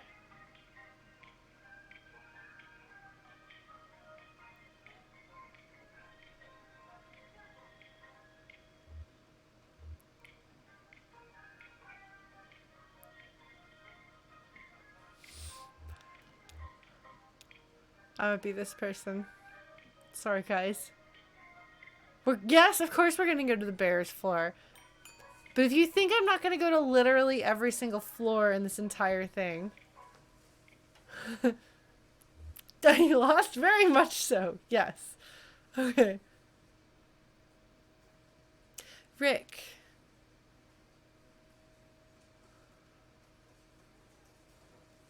Huh.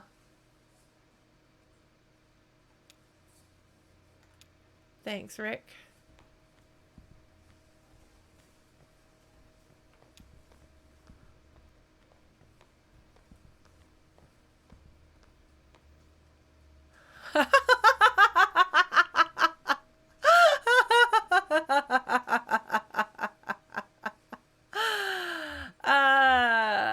We're not gonna skip any of this.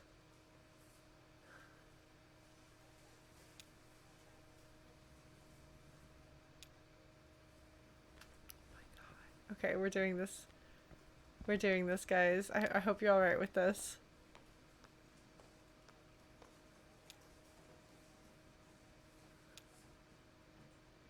Happy to help, they say.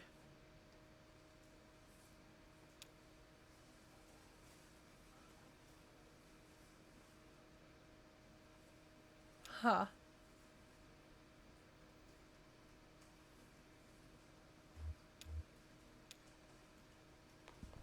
We're gonna do it. We're gonna keep doing it. Hey, Corey.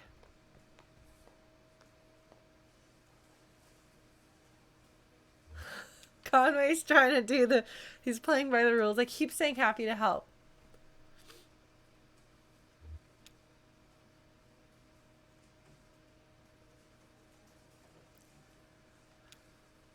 Ah, I see. It's gonna be an endless loop. Okay, we're gonna go up in the elevator.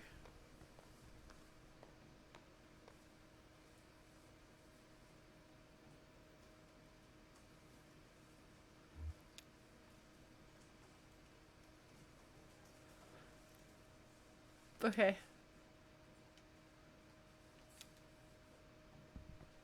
What if instead... Oh, I want to take the elevator, but it won't let me take the elevator. Okay, fine. I guess we're gonna pick the Lula answer. Alright. Fine. Make me progress in the game. What?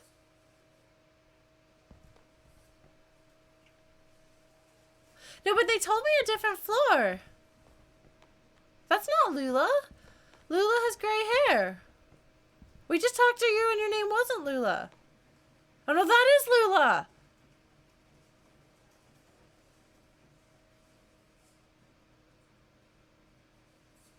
Wait. Oh, did I accidentally actually progress the story? No, you tricked me. Oh, I don't know what I'm going to do with myself. I'm so dissatisfied.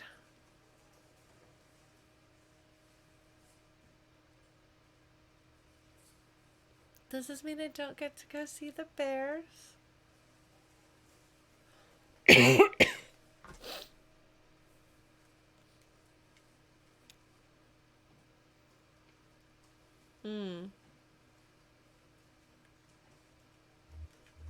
Conway is going to connect with her.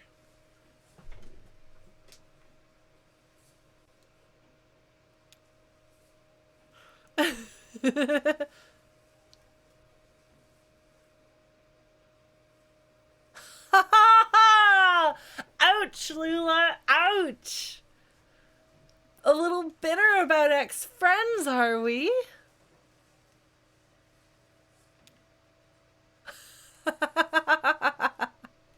That's such an interesting way of saying it. Sometimes I read things like this and I'm just like, wow, I think I do words. But then people say or write things like that and I'm like, oh, I'm not actually that smart or creative. I don't have interesting and clever and funny ways of talking about things. Like, that's just such a good line. They've been collaborating for decades. It's only natural they want to kill each other now. Huh.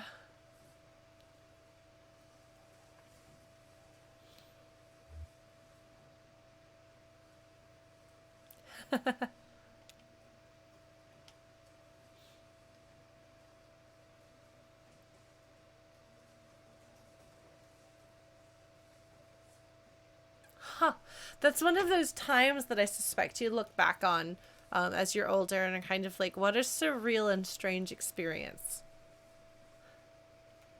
And yeah, it is kind of an office in a parking garage. That is a very good way of putting it. The whole thing is very strange. Yeah, because I thought that we were seeing through windows, but I don't think that that's a window. I think it's just open to the outside. It's a very surreal place. It's just good. That's what I want. Surface road.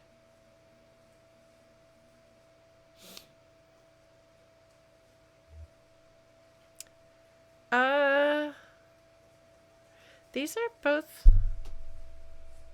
valid. I've avoided mentioning the 0 in any dialogue ever. The entire first chapter, I don't think I ever chose an option that had to do with the 0 because I didn't want to progress the story. Also, I'm just contrary that way. I would say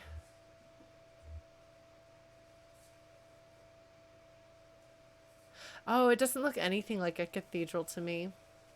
So I would not have guessed that. I'm still confused by that.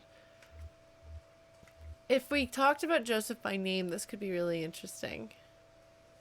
Conway's been talking so far. Ha ha ha ha.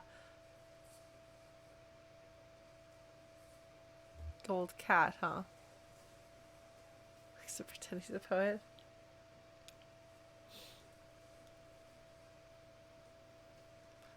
Like how we were friends is the last thing to come out.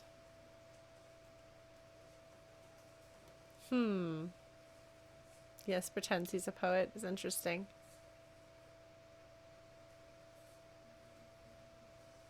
I don't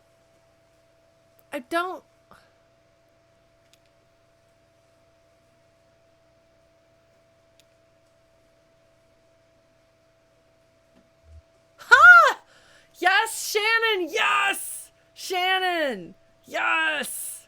Oh my god, I love you, Shannon! Yes! Because, like, I can see, like, the way this is playing out in my head is this is kind of Conway's mission, and Shannon's like, okay, fine. He wants to stumble around, okay. Didn't we just talk to Lula? So he, like, talks to, and he's kind of like, well, I did this because he started that, and Shannon's just like, oh my god. And she's finally just like, oh my god. And then she interrupts. It's just like, oh my god, you insufferably self-important old woman. That's amazing.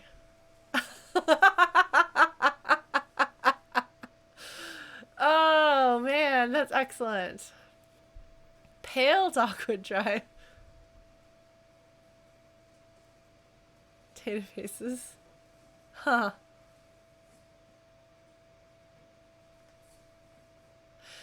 Yeah, I guess his blindness, because I don't know that I knew that he was blind, could explain why. Oh, that's why he doesn't talk about not being able to see with the light. He talks about the sound of the light being on or not. That's amazing. Okay.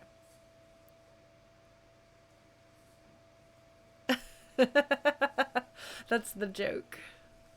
But it's easier to just tell people I don't have a sense of humor, because otherwise everyone tries really hard to find a comedy thing that I'm going to think is funny, and then most of them get frustrated, upset, or offended on some level when I don't think the thing that they like is funny.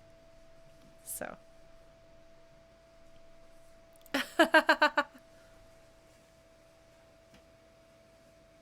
Yeah, I totally did not pick up on any of that.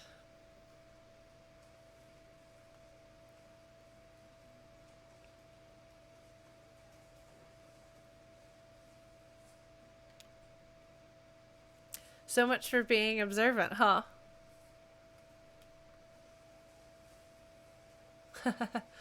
Sense of ambiguity. It's interesting because they were building a giant supercomputer, some sort of computer thing anyway. So computers continue to be Lula's fate. Name collisions.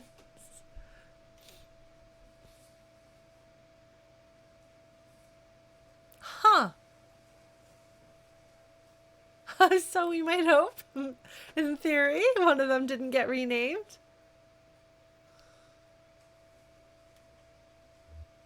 Where is the computer? We are all the computer.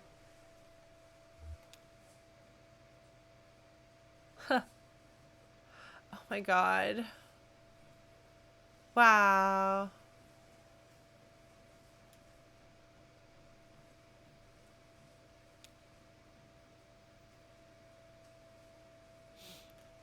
Okay, so I'm definitely going to miss things and not think about things all the way through, but I'm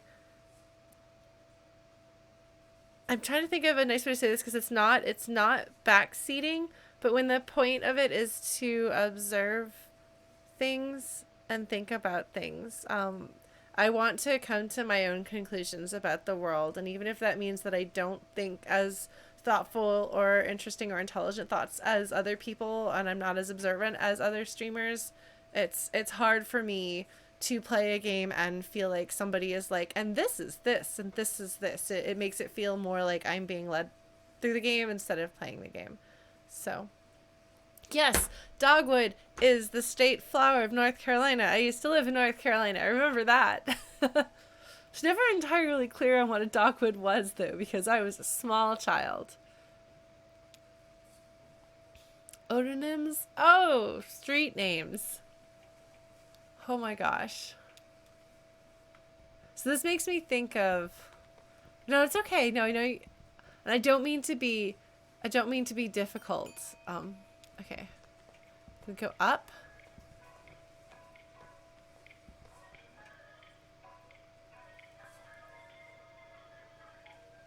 Listen to the music.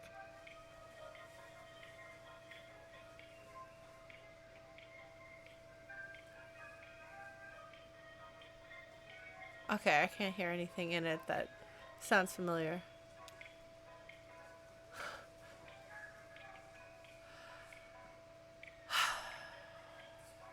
They tricked me last time.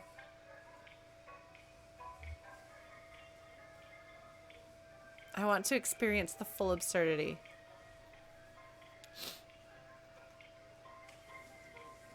Hold on. Oh my god!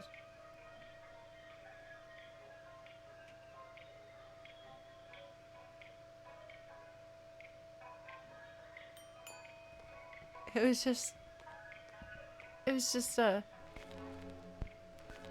bunch of bunch of bears.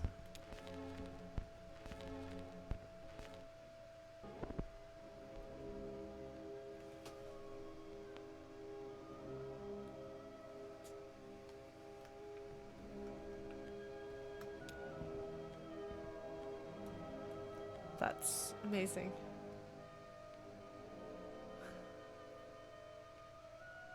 Sorry, I did not want to listen to this suck record. Don't answer that.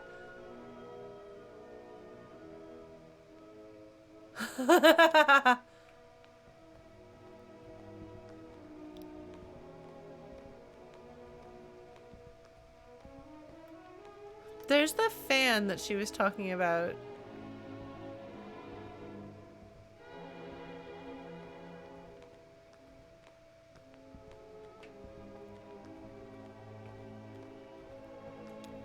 Shall we go to Bears?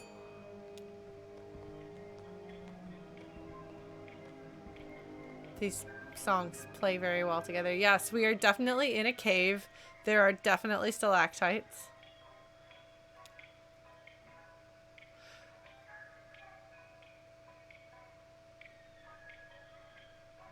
I hope they don't eat me.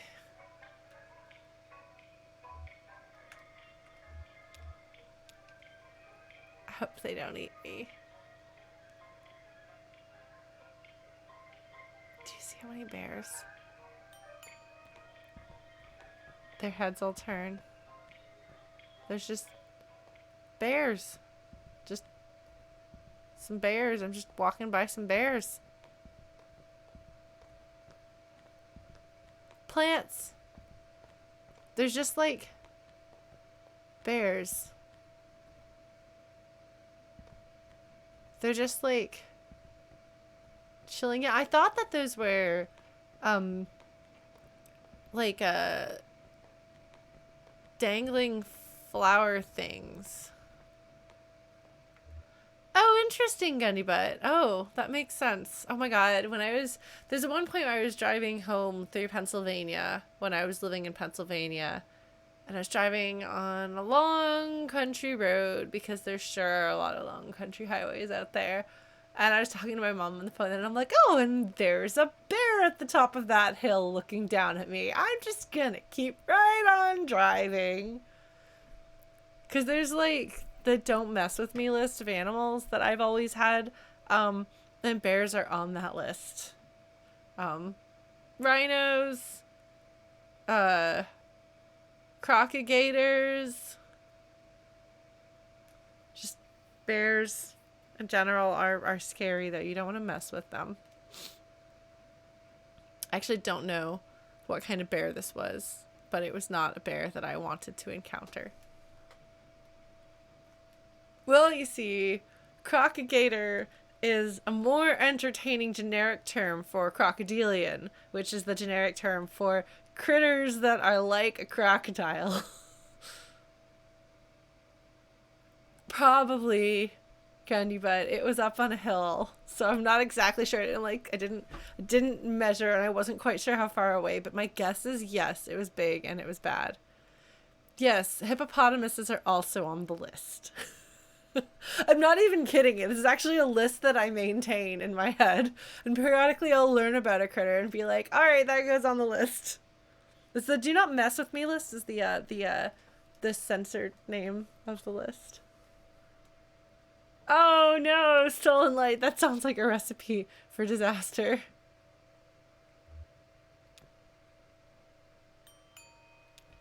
Ding ding.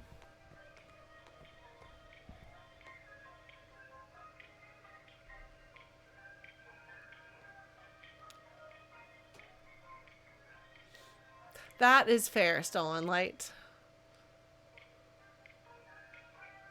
Alright, well I guess we'll go where we're supposed to go. I love that the bears are just chilling. It's like bears. You can go there and it's just bears. These are a lot of boxes. Oh yeah, no, just like everything here is excruciating. Documents. What's going on over here?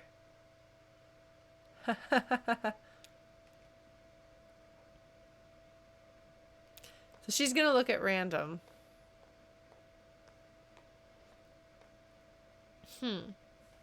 Titles, names, and dates. I'm gonna look at everything. Obviously. No, there's like, I mean, generally don't mess with things, but there's like the don't mess with me animals. You know? Like, you probably shouldn't mess with any sort of predator animal. But there are certain ones that are more like, oh no, not you. I'm gonna die now.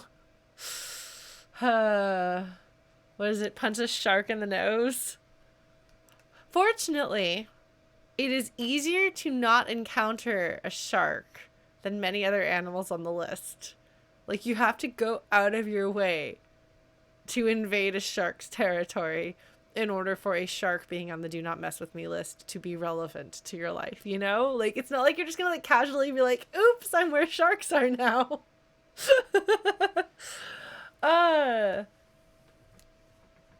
Any more records from the storage unit until we get the new file cabinets, and you don't even use your file cabinets. You can't even fit things in file cabinets. What? Yes, no, bears are pretty high on the do not mess with me list.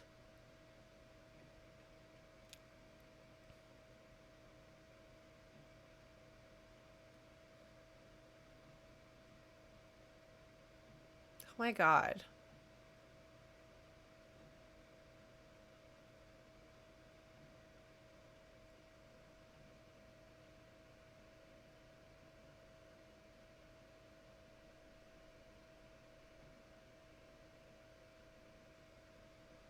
Huh.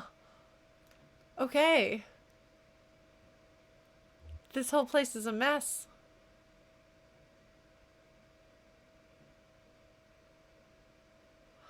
Oh, hey. Do you suppose that this is our friend? How did he get down here and then back? Sorry, my heater's on too high.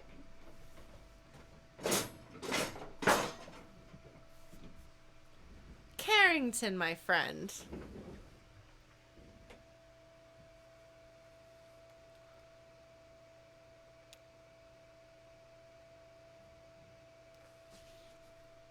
Well, Shannon wouldn't be here.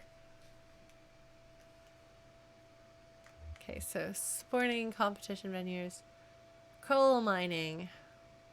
Huh. We were just in the mines.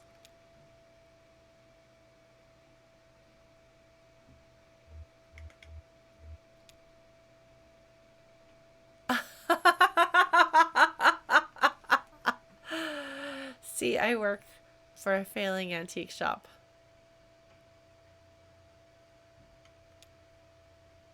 Huh. It's almost like there's some sort of larger universe significance. Oh! I want to go talk to him.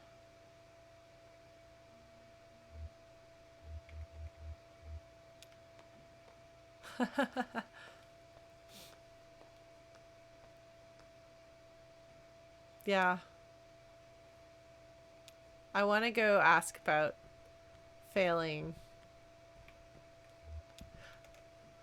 I like how you can hit the up or down button, and you notice how like the buttons here are down, but it shows up there. Okay. I want to go to the conference room. It's probably going to make me do that. Why is my phone exploding? Oh. Okay. Sorry, I had to make sure that nobody is, like, set anything on fire. Turns out nobody has set anything on fire. It's just, like, my family texting me. And one of my friends giving me an update on how his fanfic is doing on AO3, which is awesome, and I'm excited for him. Yes, this is definitely a hell is paper cuts sort of thing.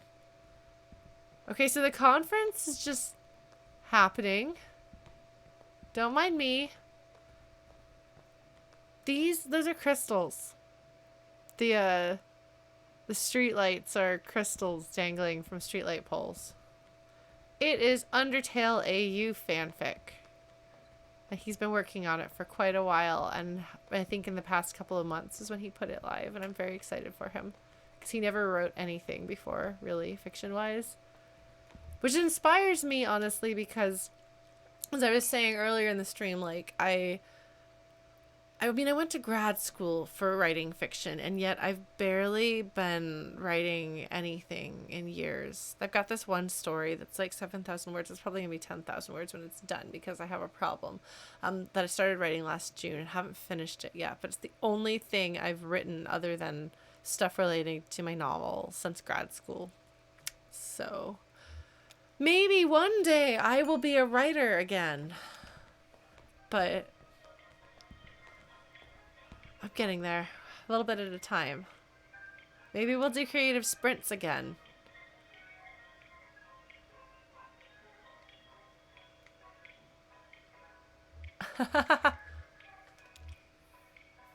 Alright, Lula. I want to go talk to Boom and ask him why he's looking up failing Hello, friend. I want to talk to you.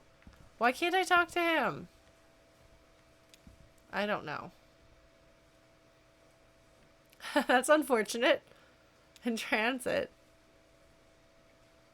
Huh. No, I can't. I don't understand it as a cathedral. Unless this is the flying buttresses of the cathedral, and the actual cathedral is over there. Ah, reclaimed. Like, why?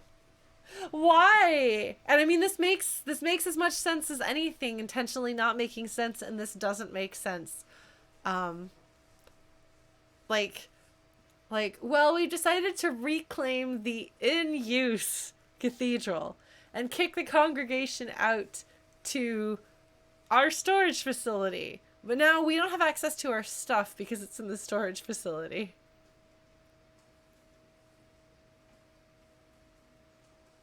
Alright. We'll begin the paperwork to have the information analyzed. Dr. Truman.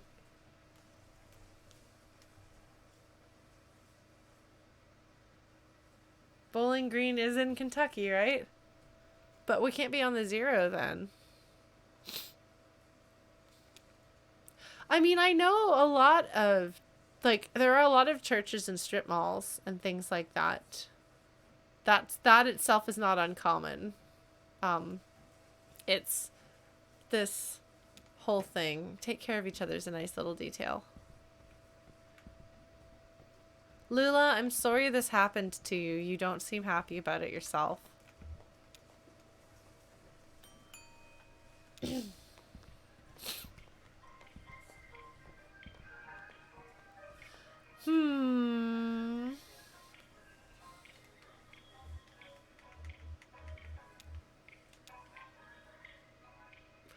I will be glad to be out of here.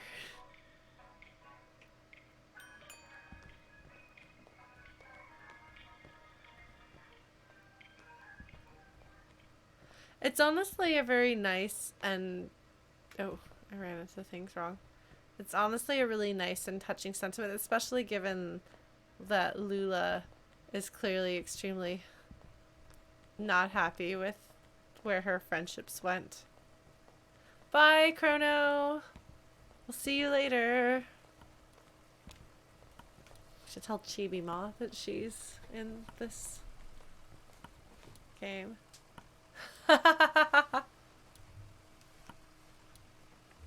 Yeah, at this point, the way I see it, Shan is fed up with this absurdity.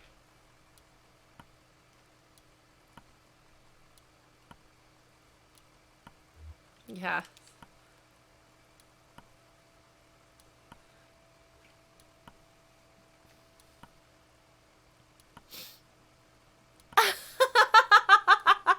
I wouldn't judge until I'd seen everything, yeah.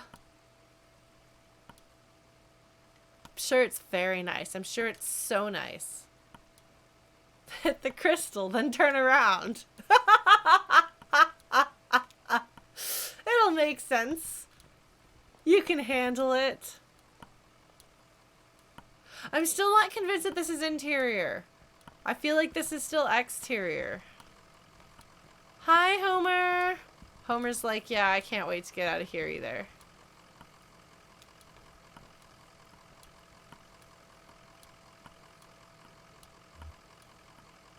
Honestly, I'm getting out of here. I'm gonna get so lost. Yeah. Gonna go out to the crystal. It's just a stack of blocks.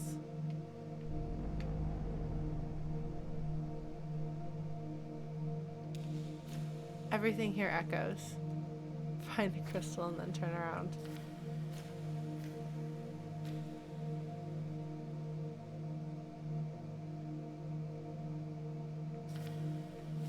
Artificial limb facility.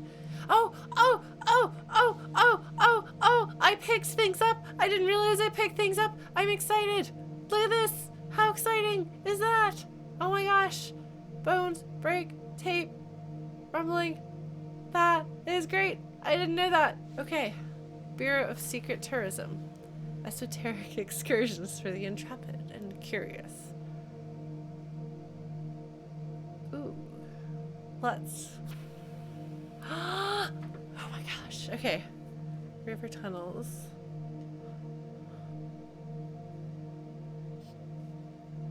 Now the tangled vessel of marooned echoes. Drive clockwise until you reach the feather. Pause for a moment to consider the cave walls. Reverse direction and drive until you hit the birdhouse.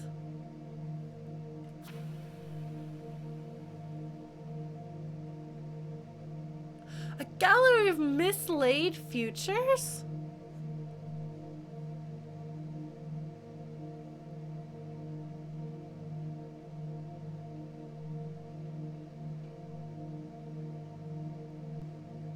Okay, guys.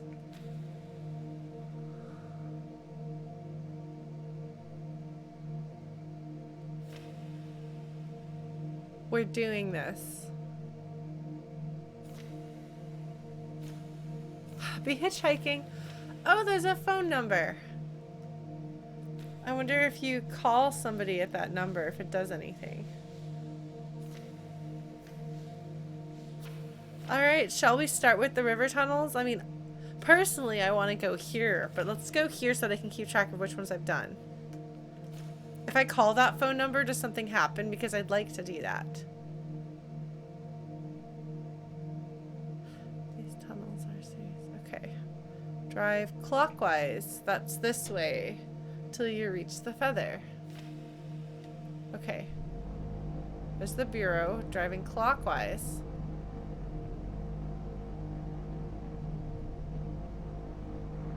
There's the crystal. Nope. The pipe organ. No. The staircase. The projector. Oh! That was totally a thing! The projector! Right? The microfiche projector. The bell.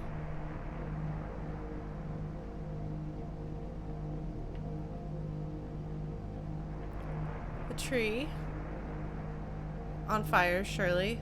There's petals on here. The sprocket. I just want the feather, not the anchor. The bicycle. No, I want the feather. How far? There's the feather. Okay, so we're at the feather.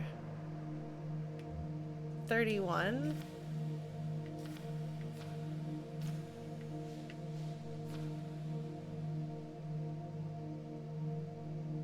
Pause for a moment to consider the cave walls. Reverse direction and drive counterclockwise until you hit the birdhouse.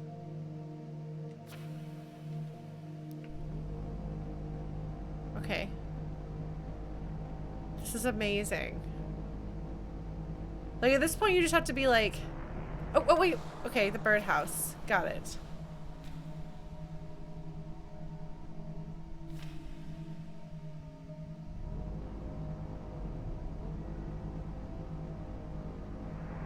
Okay.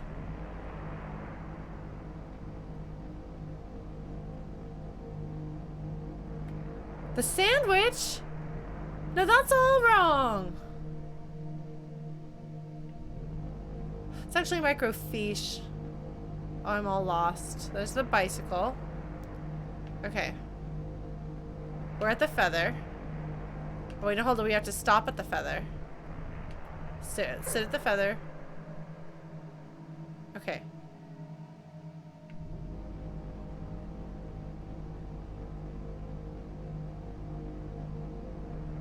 Not the sandwich.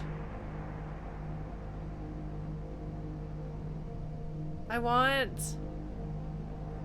don't want the icosahedron. I'm doing this all wrong. The cathode ray. No. The bottle? Oh no, I'm hopelessly lost. The TV? Oh no. I don't even know what a C note is. Pipe organ, we're back here again. There's the crystal, okay.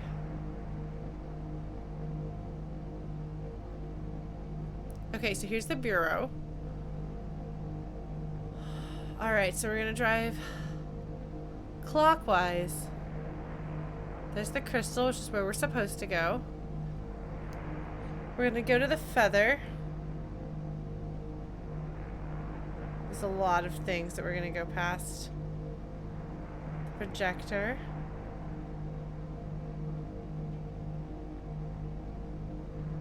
The bell.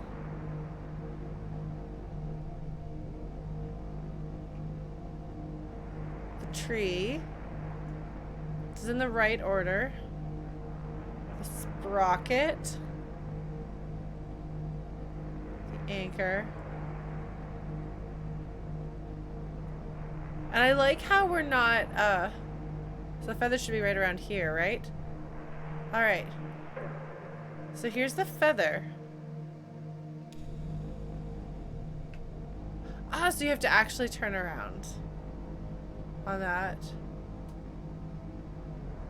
The birdhouse.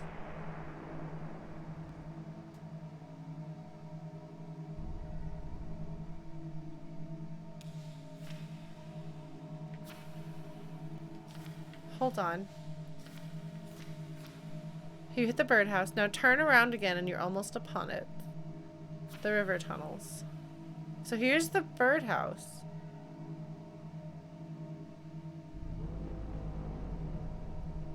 There we go. Series. Tangled vessel of marooned echoes. Surprisingly large.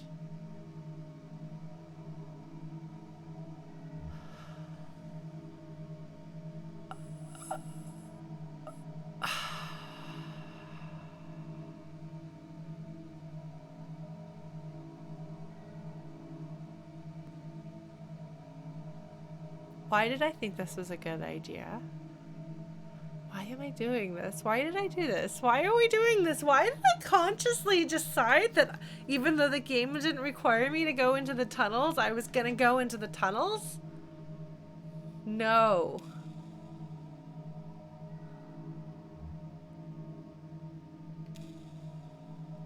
Kitty, kitty, kitty, kitty, kitty, kitty, kitty, kitty, kitty, kitty, kitty. This is the best. Okay, well, that's fine. I found cats. I gotta say, I didn't think going to the underground tunnels would mean finding cats. But it did. I'm okay with that. Surprised. Confused. Find the feather again. And turn around. Okay. See if this works. It probably won't. But it might. Maybe. There's the feather. The whole point of the feather is to turn around at the feather. That's what you do with the feathers. You turn around. So we're going to go back to the bureau, which we'll get to eventually. The icosahedron. The cathode ray. Just everything about it. The shapes. The bottle. These things aren't at all significant to any of our characters. Certainly wouldn't represent anything that they do. It's like repair TVs or combat alcoholism. You know? There's the crystal, okay. So we're almost there. There's the bureau. Okay. Okay. Let's go to the Dymaxion Gallery. Counterclockwise toward the TV. Okay. This is counterclockwise, right? Right. Thank you guys for your patience. The jaws. Oh, yikes. Like, the bat wings, these are all things that are scary. The cactus and spiky. And will kill you? Not liking this very much. Sandwich, that's probably not going to kill you. It's not generally spiky. Oh, we're getting close to the TV. Is the icosahedron? Is that a D20? Okay, so here's the bottle, so that means the TV is gonna be next. Because those are related to our characters, you see.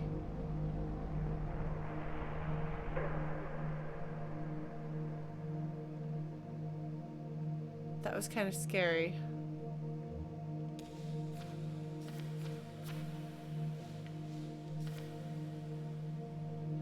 Drive clockwise to the antenna.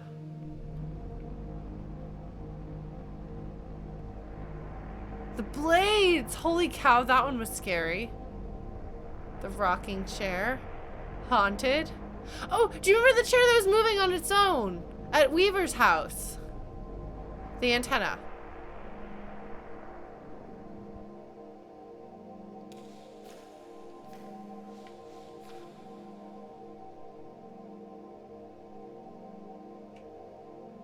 Had just passed the barn.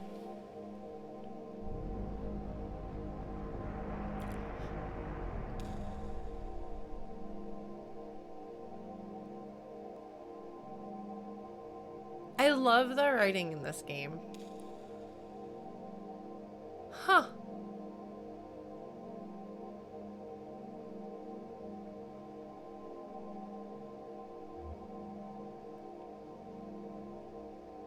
Huh.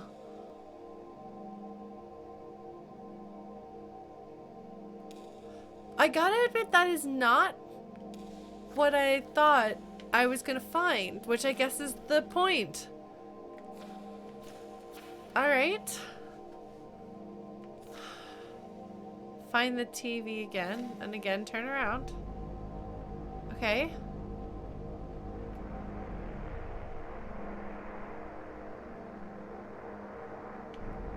Is it this way? The barn. I'm going the wrong way, aren't I? I'm gonna get lost. The H frame, we haven't seen that yet.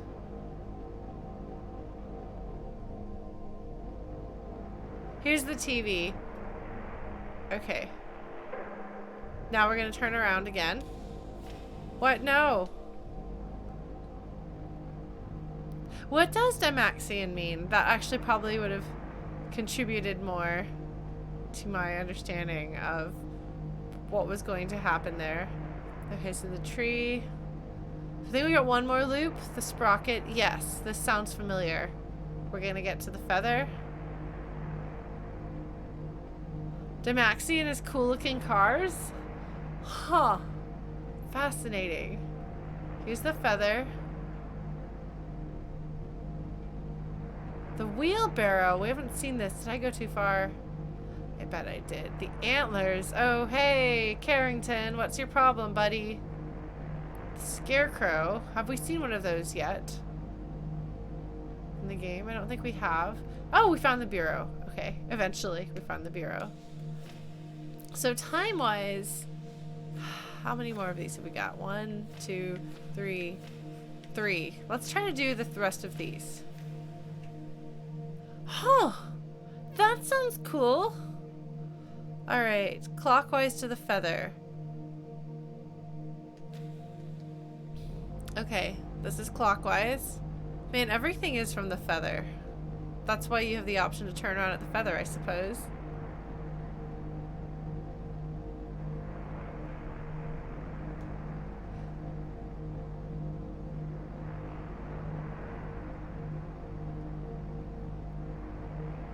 Okay, and then one more loop.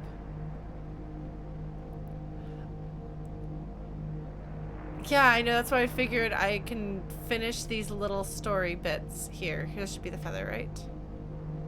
No, the tree. Where's the feather? Another loop. There's the sprocket, okay. It's strange because, like, I don't know what it says about me that, like, these are the directions. And I'm like, oh, that makes sense. Absolutely, yes. Sure. Turn around at the feather. Thanks, Manelli. What do we... Wait. No, I didn't mean to do that. I'm not rolling my dice. Go back to the Talon. The birdhouse. Hopefully I didn't miss the Talon. Did I miss the Talon? I don't know. There's the Talon.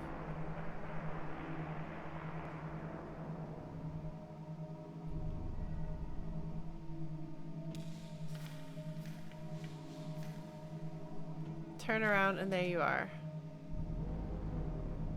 That's not creepy or uncomfortable. Oh my goodness. Radiant vigor, sweat youth from the pores. Oh my god. Huh. Huh. Sure, I'm gonna listen to what Shannon says. We're supposed to take care of each other.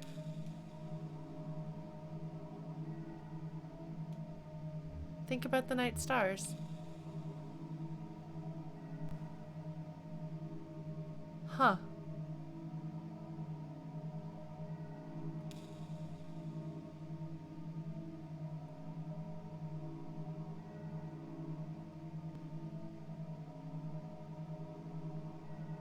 Who is Charlie? Lisette and Ira are his bosses. Is Charlie a friend? A lover?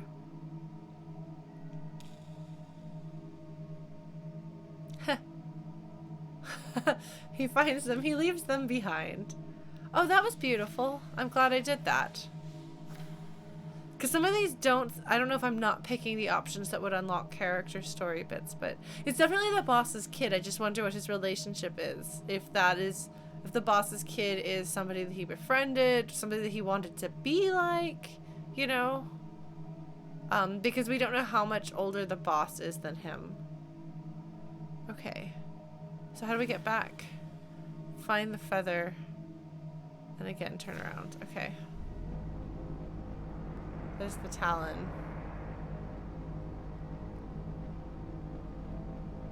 Might be doing this entirely wrong. I hope you don't just, like, go flying off of everything.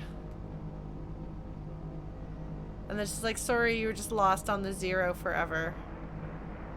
Are you serious? Have I reached the end of the line? I have reached the end of the line. Okay, well, we're gonna just go this way.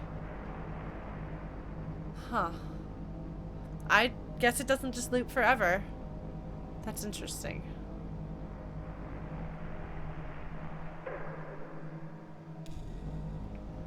Okay.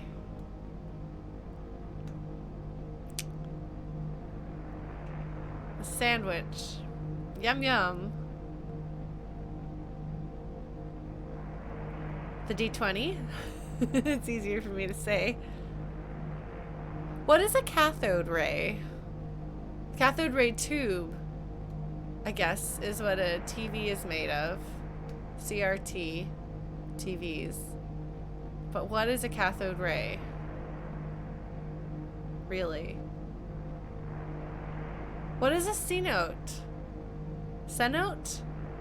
I don't know what these things are, and I'm intrigued.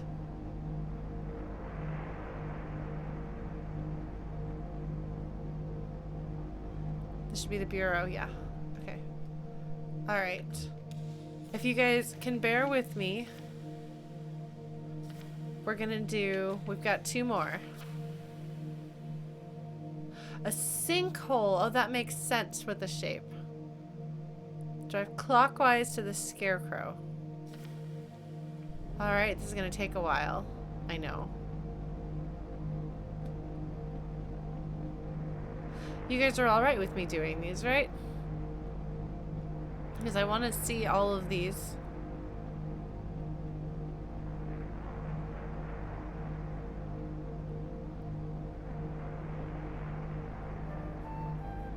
Oh, thank you, Andrew, for subscribing.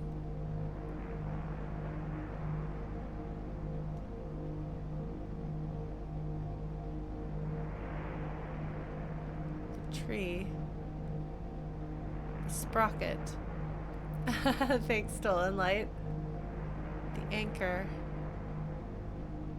There is quite a delay between what you guys see, or between what I do and what you guys see, isn't there? Okay, so it's not the feather that I want, though. It's the scarecrow. The wheelbarrow. I think the scarecrow's coming up. The antlers. It's interesting because some of these objects I immediately recognize as being significant.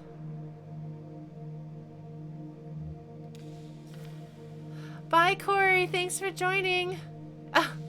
Thanks, Andrew. Okay, then reverse to the pendulum. Hold on. The rowboat. Oh, that's new and scary. Deja vu. Hold on.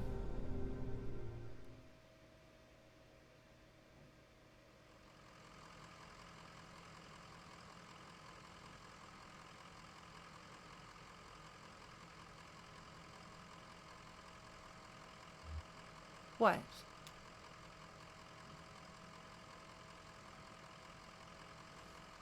Same here.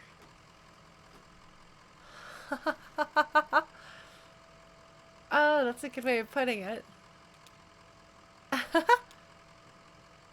Huh. Just a strange little moment.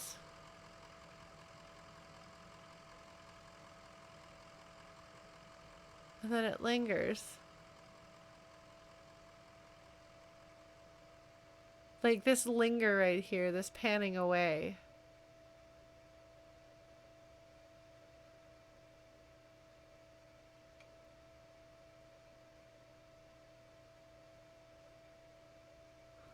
What is that?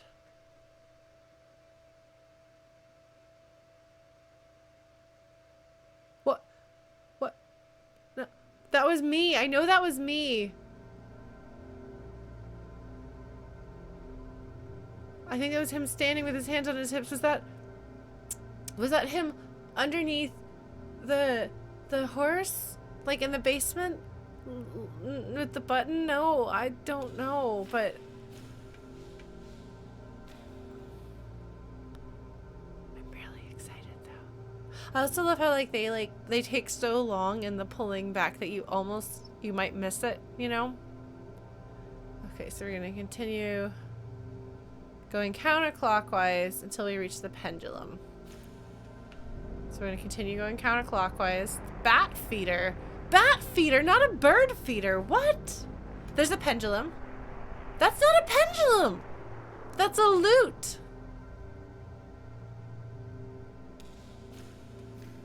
Okay, that's fantastic. Reverse direction more. Drive clockwise and you can't miss it. The animal bones. Yikes.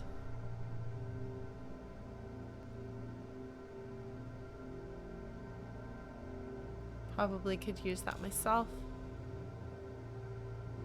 I have to go to the left.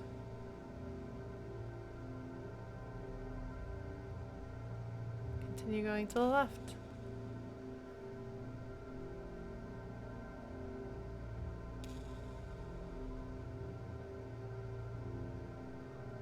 just gonna go left.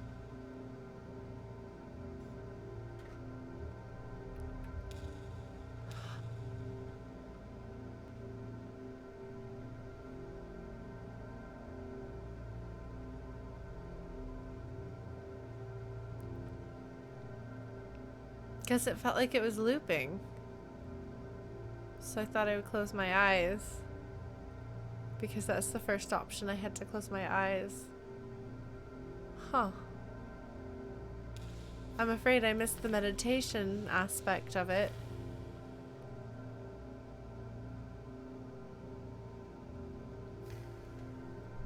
Huh.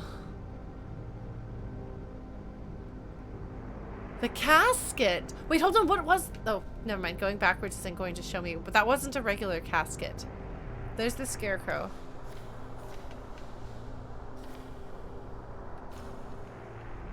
Okay, then turn around again. And we'll find the bureau. The bat wings.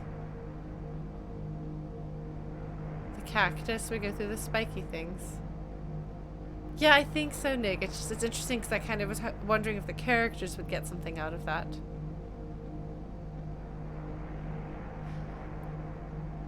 Animal bones were in the mines. Okay, we're getting close here.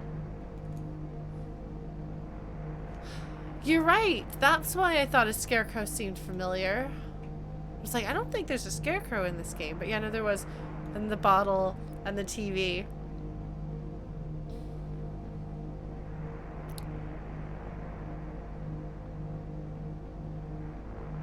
Sinkhole. I wonder then where the sinkhole comes in, if it does at all.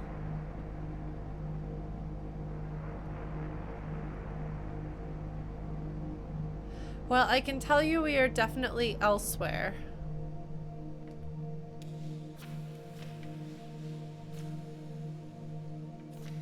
The deep valley, an epic laceration to the very heart of the world. But you get the impression that you don't leave the zero once you've gotten here. As I think Marianne was saying, maybe it was Marianne was saying, the passing through is usually the intent. Yeah, I assume the tree is the tree that's always burning. And that kind of makes me wonder, the things that we don't know yet, are they going to have significance? Drive counterclockwise to the bottle. Turn around. Drive clockwise to the still. Oh dear. There's some alcohol. Alright, well, let's drive counterclockwise to the bottle. This might be a ways. A laceration, a wound to the heart. I suppose that's one way of describing what the illness of alcoholism can take away from you and do to your life, as I understand it.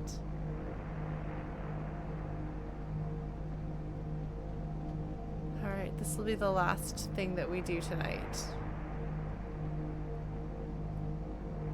The cathode ray. So the bottle will be up here.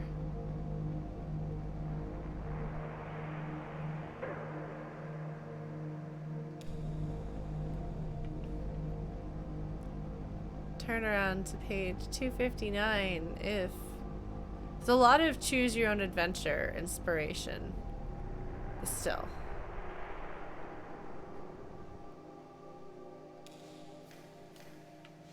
Distillery. Still. Turn around, you're nearly on top of it. Here we go.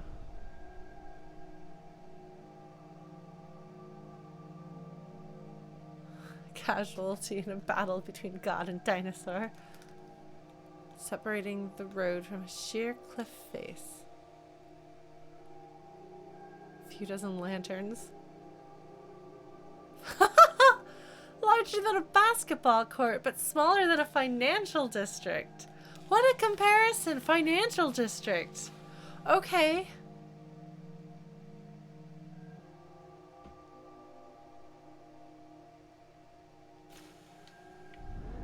This is gonna take me to the bottle again. Am I doing it right?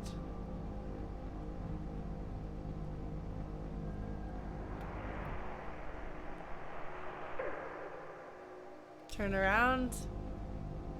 And I have indeed toured all of the secrets. And there's the always on fire tree. I mean, sprockets are the thing that you make in factories, yes?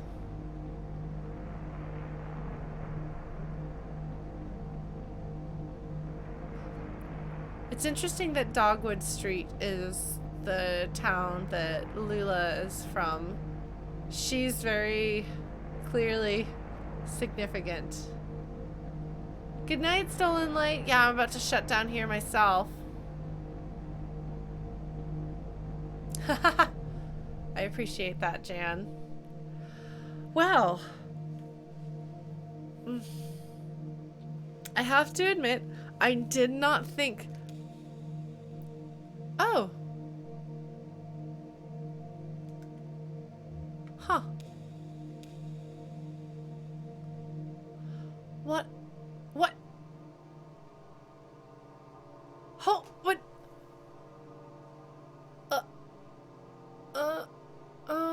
Okay, so if you drive around a bunch, you can ask her to do that.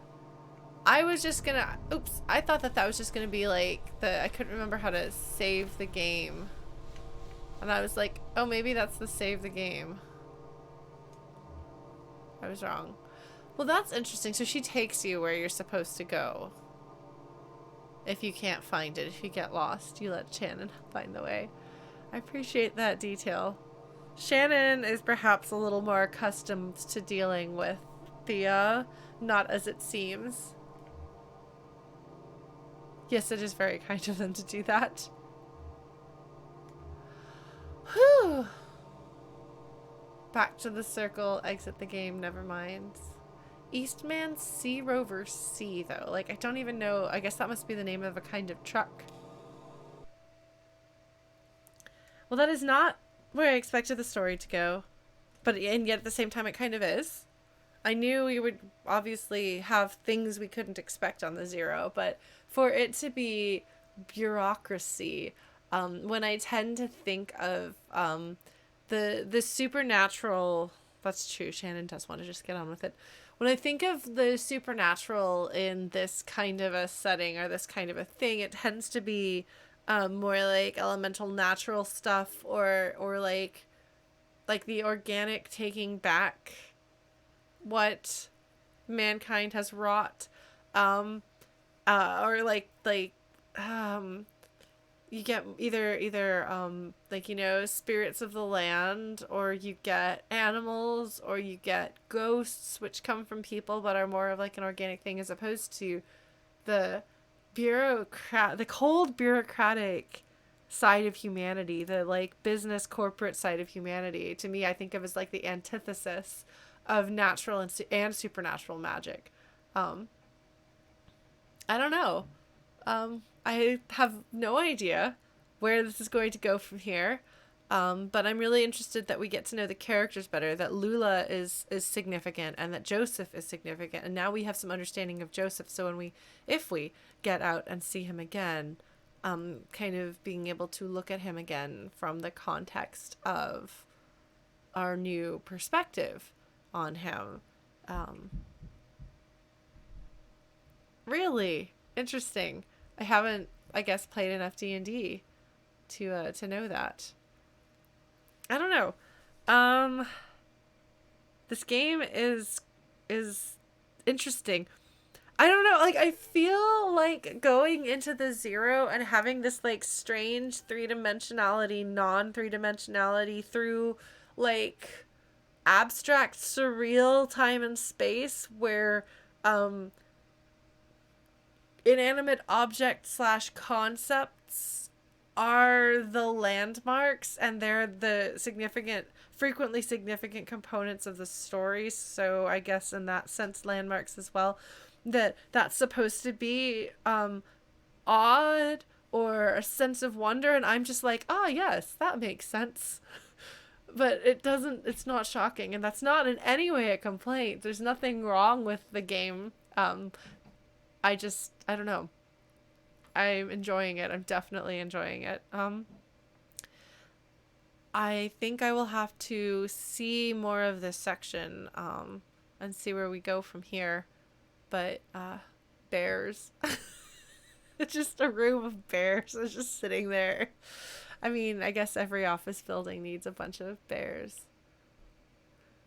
I don't know, Blue Glass. I don't feel like bureaucracy just sort of happened because there's a lot of people living in the Zero. I think it has more to do with the I mean, I guess usually organic, like the natural and the supernatural, are at war with the corporate and the business.